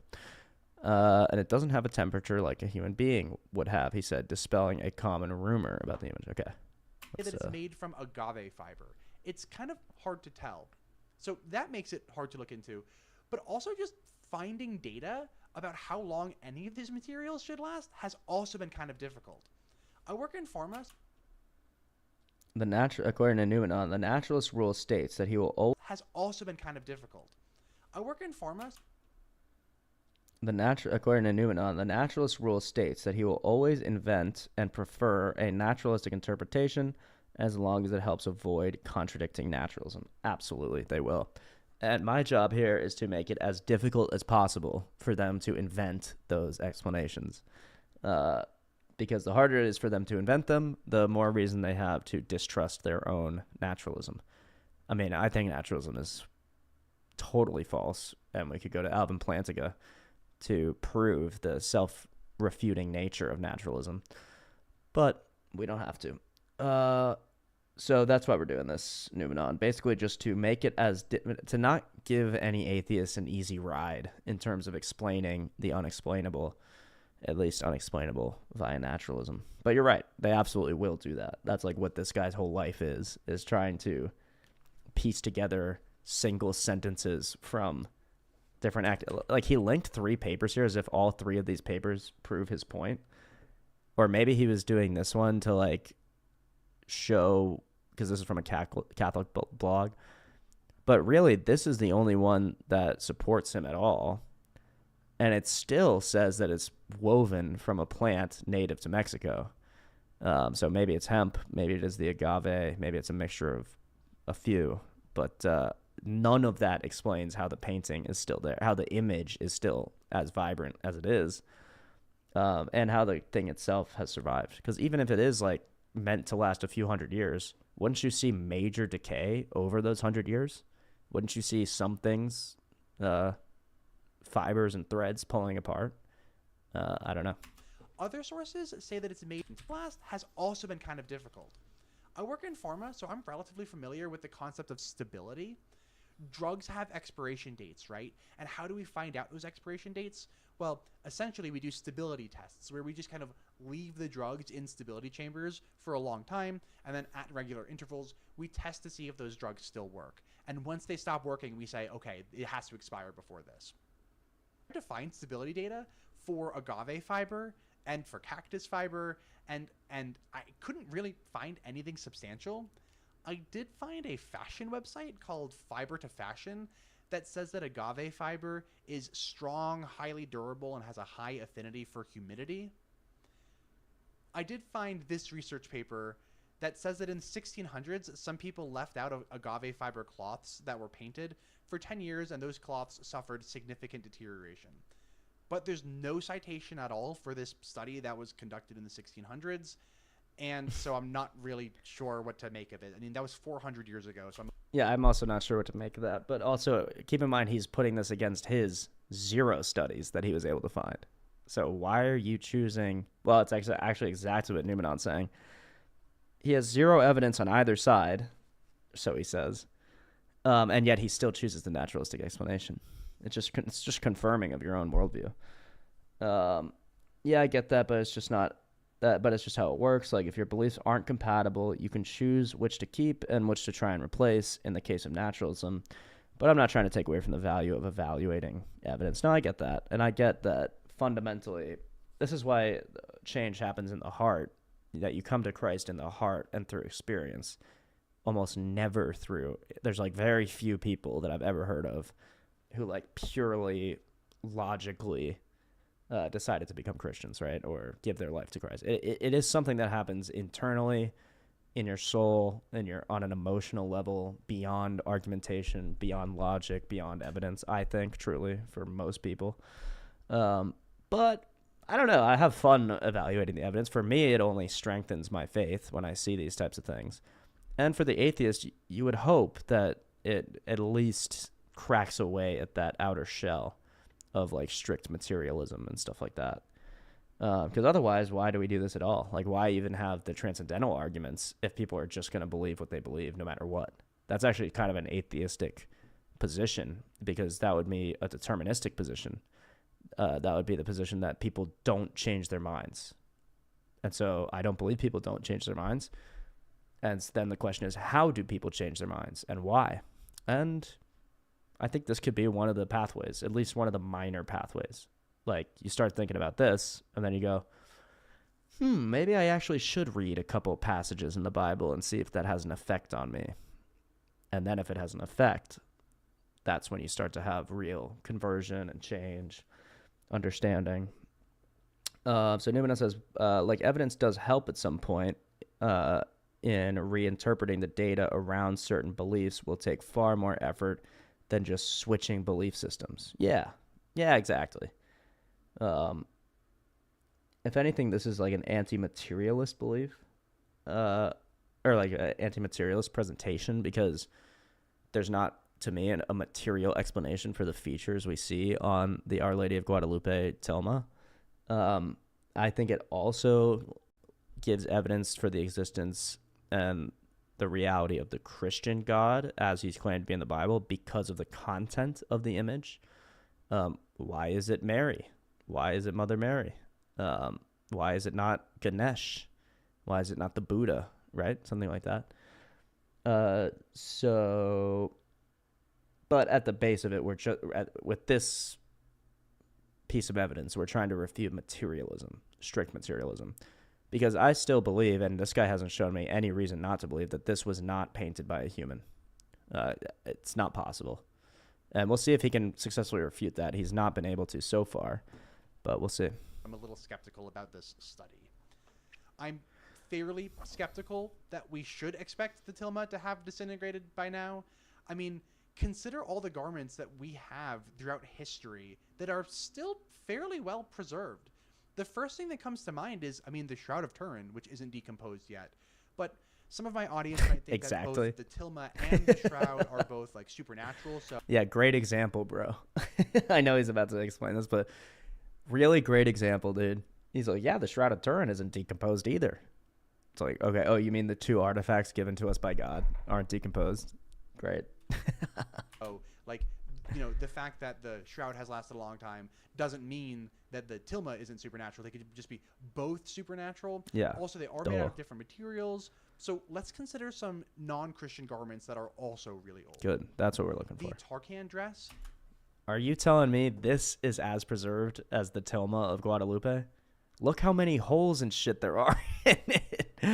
It looks like a piece of shit. This is his example of something that's held up. Maybe it's way older. I don't know. I'll let him get to it. But this is a hilarious thing to be like, counterexample. This thing full of holes, unrecognizable as clothing. Okay. Is the name of a linen dress that was found in an ancient Egyptian cemetery. That dress was radiocarbon dated in 1978 to 2362 BC, but then more accurately carbon dated in 2015 to a range between 3102 BC to 3482 BC. Great. And where was that found? A crypt with no light, little oxygen, probably somewhat consistent humidity. And it still looks like shit. I do get his point. It is way older than the tilma. It's like 2,500 years older than the tilma. So you would expect it to have more deterioration. But also the conditions, bro. If you found it in a crypt in Egypt, that's a hell of a lot different than exposed to the humidity and the heat of Mexico, unprotected by any glass or darkness, right? The other thing about the tilma is that they would light candles, like thousands of candles, and just those would be right in front of it. And the UV radiation, which we'll see in the other video, that you would get from thousands of candles. Numenon, you're right. The shirt is way older. It's just a funny example because I think all this stuff still stands. Like, okay, the shirt's older, but what conditions were it in? It was if it's in an Egyptian crypt, it's not like perfect museum conditions, but it's good conditions. Better than thousands of pilgrims touching it for hundreds of years, like literally touching it. Candles reflecting UV radiation on it for hundreds of years. That's two totally different situations. So this proves nothing, this shirt. I don't think this proves anything about how a tilma could last in the conditions it lasted in for those hundreds of years. That means that this dress is 5,000 years old, and this dress looks pretty good. So the tilma being 500 years old and also being at least in part made of linen, the same material that the Tarkan dress is made from, isn't nearly as impressive as the Tarkan dress, which is 5,000 years old. I think it's millions of times more impressive. Also, the Tarkan dress isn't painted with anything. Look at this piece of shit. Look at that, dude. What is impressive about that? It is impressive that this survived over 5,000 years. You know, if that dating is accurate, that's awesome. But there's major differences. One, the conditions. We already talked about this. This was kept in a dark, secluded, presumably somewhat humidity equalized area. But most importantly, that we know, lack of light, no light, right? But also there isn't a intricate, magnificent painting of the Mother Mary on it. That's the key difference. Like, what would happen if there was a painting on this? And also, do we think that this wasn't painted? Because if they did use dyes and paints in their dresses and stuff like that back then that even proves the Lady of Guadalupe more, right? That, oh, wait, actually, dyes do typically fade and deteriorate over thousands of years. Or in this case, hundreds. What's up, Teresa Lynn? These bots really are getting smarter. They're using emojis. I'm great. Or should I speak to you in ones and zeros? Okay. So yeah, and then to Numenon's point, pilgrims touching and kissing and venerating it. Like, that wasn't happening to the Tartufa dress, right? Crazy. Okay. As the Tarkan dress, which is 5,000 years old, and this is 10 times older than the tilma. And Side looks 150 times worse. So keep that in mind. It's 10 times older, but it looks way worse. Duh. We redid the radiocarbon dating on the Tarkan dress, but we've never redone the radiocarbon dating on the shroud. I wonder why. Because just do it. I also agree with that. I think they should radiocarbon date the middle of the shroud from the corrupted sample. And you know what the reason they're probably not doing it is? Because the Catholic Church, or whoever has the Shroud of Turin, is probably sick of people saying that it was proven to be false when completely fallacious methods were used to test it. And they took a corner of the shroud that was burnt in a fire in the 1500s, and they said, this is a 1500s forgery. They're probably a little traumatized by idiot scientists like you doing everything you can using bad methods to disprove stuff because you don't believe in the worldview claim that the thing supports. Okay. Regardless, we also have the Fort Rock sandals that were found in Rainy, Oregon, that are supposedly 9,000 years old, and those are made from plant fibers too, just like the tilma. Then there's the flax fiber from Georgia, not the U.S. Georgia, Eastern Europe Georgia, that are supposedly 34,000 years old. How is this relevant? What is the relevance of finding a single fiber from 34,000 years ago? Very cool. Very interesting. How is that relevant to the Lady of Guadalupe? Do you see a painting of the Mother Mary on this fiber? Also, if anything, that just speaks to the fact that fibers do dissolve. I mean, 34,000 years is a long, long, long time. But we're not talking about an individual fiber in the Church of Guadalupe, right? We're talking about a whole ass painting, a whole ass image. Numenon says, to be fair, the Turin deteriorates due to testing, like cutting pieces off of it, so it's understandable why people wouldn't want a divine object treated that way. 100%. 100%. Yeah, beyond the trauma of having the scientific community fallaciously call it false, yeah, it also genuinely hurts this divine object, the actual image of Christ, to start like plucking, like cutting out pieces, right? You don't want to do that. But I am in favor of carbon dating the shroud. I think it would prove a lot of these people wrong. Teresa, I know what you're doing here. I'm not interested. Whatever you're selling, I'm not buying. I'm sorry. Have a nice day. I could keep going, listing the oldest fiber clothing materials that we've found, but I just don't think it's that shocking that the tilma hasn't like dissolved yet. And frankly, I'm not sure why Catholics tout this claim like it's some supernatural thing that the tilma is still intact. Dude, it's not just it being intact. It's the image. It's the the so-called painting, what you think is a painting. How's that intact? Why don't you start comparing some things that are painted on linen from 1,000 years ago, or in this case, 500 years ago, and see how those hold up. I'd be interested in that. But again, we're 14 minutes into this video. Last time, the guy was like, oh, people were being so smug in the chat. They're like, you actually believe in the Lady of Guadalupe? You believe that? You actually believe that? Oh my God, you're such an idiot. Oh my God, you believe that? Dude, I've got one video for you that's going to completely change your worldview. Like, if you haven't seen this video, you're an idiot. And by the way, after you see the video, you're going to know that the Lady of Guadalupe is fake. Dude, we're 14 minutes and 50 seconds in, and he hasn't said a single thing that refutes the validity of the Lady of Guadalupe. It's all a bunch of like tangential, random sort of comparisons. Okay. Like the reflections in the eyes, he said nothing. The single brushstroke, all he said was that there is a brushstroke. He didn't say how the rest of the painting was made. And the unnatural longevity, he's literally just showing pictures of older things that are nothing like the painting and saying, these are around too. These are also around. Okay. Address the point. Address the image. You idiot. Can't find any reason to suspect that the tilma should have disintegrated by now. Claim number 4 is that the tilma converted 8 to 15 million Aztecs. Due to the miracles of the image, anywhere from 8 to 15 million Aztecs converted to Catholicism. That's the biggest conversion in history. Irrelevant. I'm sure it did. I'm sure it did convert a lot of people. Irrelevant. Completely irrelevant. A miracle is a miracle if it converts one person or a million or none. It's a miracle. I thought you were a scientist. Explain how the thing got there. Explain how the image is there. Don't tell me, well, actually, it only converted 2 million Aztecs. It actually only converted 25 Aztecs. Who cares? What is that? What is the relevance of that? Oh, my.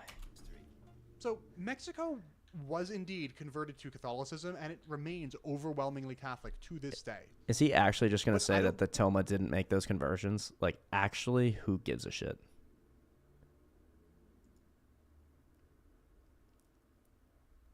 That is so... Oh, this part is interesting, but we'll wait to come back to this until we get to the music part of the actual good video. So, by the way, this video is called 12 Inexplicable Facts About This Image. It actually ends up being more like 15 or 16. If we count all the inexplicable facts that he would have to address in order to disprove the tilma, it would have to be at least 12, right? Because if even one fact is truly inexplicable by science, then the thing is divine, right? So he's only addressed 3. This one is meaningless. It has nothing to do with the legitimacy of the miracle of the tilma. So then 4, if he actually addresses this one, and call it 5, although this is not actually mentioned in the original video. So he's addressed half of them, supposedly, and every single one we've seen so far, he just dodges the actual point. Yeah, right. Everyone knows that it's only a miracle when it converts 2 million people. What's your threshold, buddy? What's your threshold for miracle? Makes no sense. So even if every point he made in this video was like valid and accurate and correct, he still would not have explained naturalistically, scientifically, how this thing was made and is how it is today. But he didn't even do it for the ones he proposed to explain, like the longevity, the reflection, and the single brushstroke. So I don't know, just kind of cringe that people were like, you believe in the tilma. This is also the attitude that atheists always have. It's not only like they look for the thing that confirms their own worldview, they also condescend to people who don't hold their worldview. And it's like, cool, man. You're really sick, bro. You believe your fallacious thing with a lot of fervor. Well done. Very commendable, honorable, intelligent of you to condescend to people when you actually have no basis for it. When this video, which was supposed to be the Bible of why the Lady of Guadalupe is wrong, it says nothing about how it's not divinely created. And so on. We know for sure that for the first 116 years, the image was directly exposed to the sight and touch of the faithful.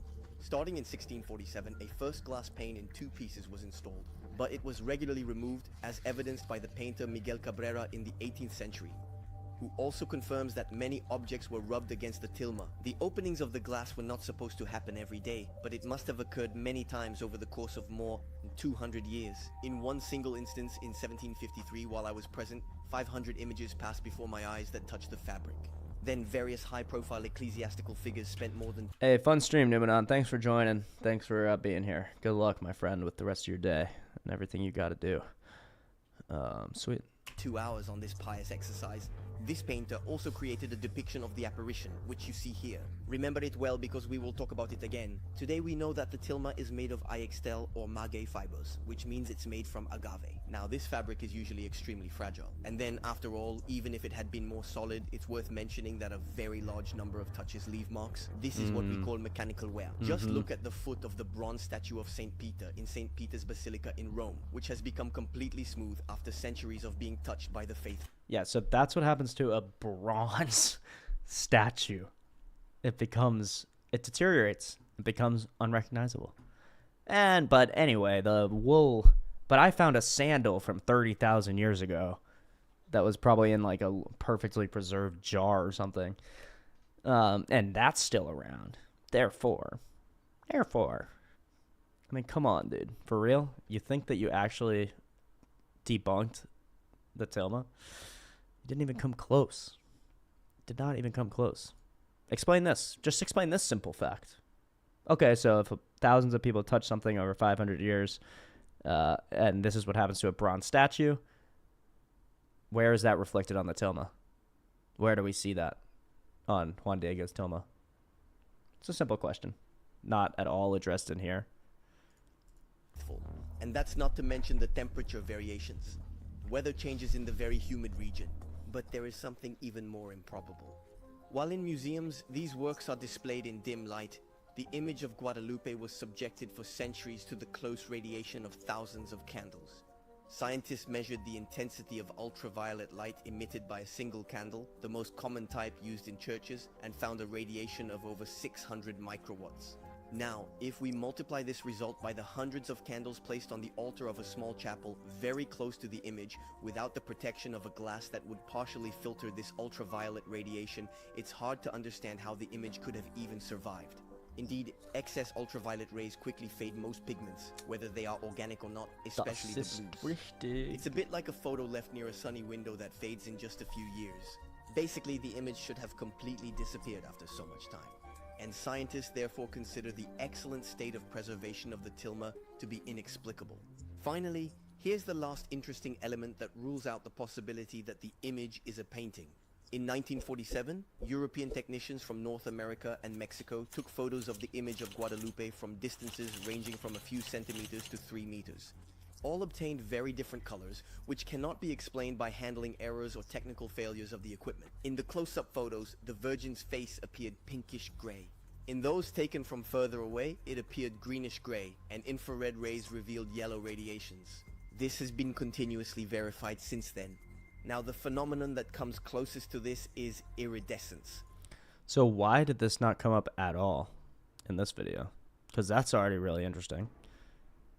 And if it's been continuously documented since then, you would think that would be an important.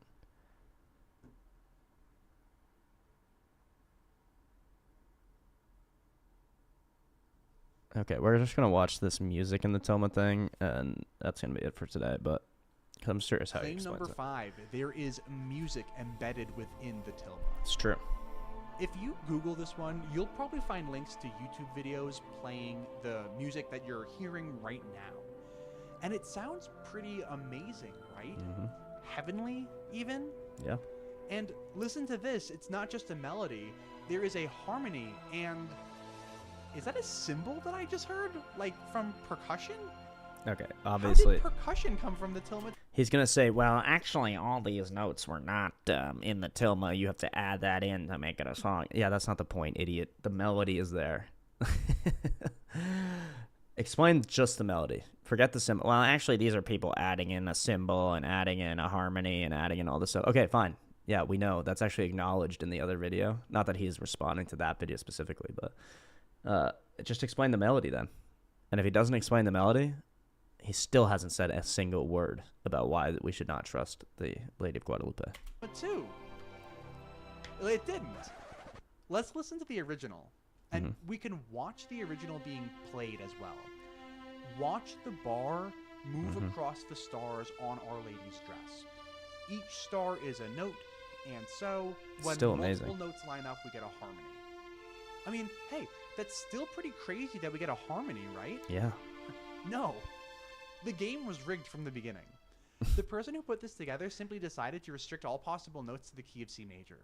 So there's only the 7 notes from C major that could be selected, and since any of the notes from C major sound good when you play them together, the fact that we're getting some kind of harmony is not at all surprising. When you restrict any random string of notes to all being from the same key, it's gonna sound like music. You've rigged it from the start to sound like music. You could do this with dice. You could just roll some dice, see where they land, arbitrarily assign notes to the results, and as long as you restrict yourself to assigning notes that are all in the same key, you can't really go wrong. It's going to sound like some kind of melody. I'm not a musical person. I'm really not, but would you ever have a melody where different notes are in different keys? I'm not sure. I'll leave that up for the chat and for anybody to decide. So my question would be, why wouldn't you restrict it to a single key? And also, isn't it still interesting? I mean, isn't it still beautiful what comes out? Melody. But where did the different note lengths and where did the percussion come from? Remember in the original, every single note is just assigned a quarter note. It's the same. It's quarter notes all the way through. But in the arranged version, the notes have different lengths. Listen. Yeah, but no one's saying the arranged version is the pure version that's found on the tilma. That's just, you're just conflating what you want people to claim about it with what is actually claimed. And then the arranged one has an additional layer of harmony underneath the melody. If you actually notice, the harmony begins before the melody does. Where did all of this come from? The person who put this together just made it up. Like, they took the simple sequence of notes from the original, and then they arranged it. No one's saying they didn't do that. They added even light percussion on top of it. Even the subreddit or Catholicism doesn't believe that this music is miraculous in any way. Take a look at this comment. So, okay, yeah, really, take a look at this Redditor. He's like, I don't trust Catholic scientists, but Redditor scientists, self-professed musical geniuses on Reddit, I take their opinion. That's science, ladies and gentlemen. Catholic science, not science. Reddit, science. Very cool. So, I mean, I guess I see his point that people overhype the musical element, but let's just be honest. This is what happens when you play the notes or play the stars on her cloak in the tilma as music. Listen to this, and you tell me if this is expected or unexpected. You can watch the original being played as well. Watch the bar move across the stars on Our Lady's dress. Each star is a note, and so when multiple notes still line beautiful. up, we get a harmony. It's gorgeous. I mean, hey, that's still pretty crazy that we get a harmony, right? Also, if you can so easily do this with dice or with any other image, show us. Show us what that sounds like. I guarantee you it doesn't sound like this. No. The game was rigged from the beginning. The person who put this together simply did. Yeah. All right, that's enough. That's enough for today. I think we've shown that there really is no refutation for the 12 inexplicable facts about Our Lady of Guadalupe. Even when you try and you fallaciously assume that you've countered things like the longevity of it, the reflections in the eyes, the single brushstroke. Even when you try it, you can't do it. So maybe he only has one good point, which is the music. I also think people overplay the music. But even if every single one of these points were valid that he made, it's not even half of the facts about the tilma that have to be explained. So I leave it to you to make your decision. Do you think Our Lady of Guadalupe is a genuine, divine miracle? Or are you an idiot? And I don't want to leave it on that. You're not an idiot. Or are you confused, I'll say. Or are you simply a bit confused?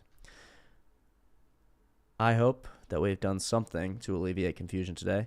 I pray, I hope that you guys have the best days, the most happy, most fruitful, most joyous weekend. I pray for all of the enlightening of your spirits and your soul, and for you to have joy and happiness and communion and relationship. Happy weekend, everybody. Happy Friday. Hope you had fun.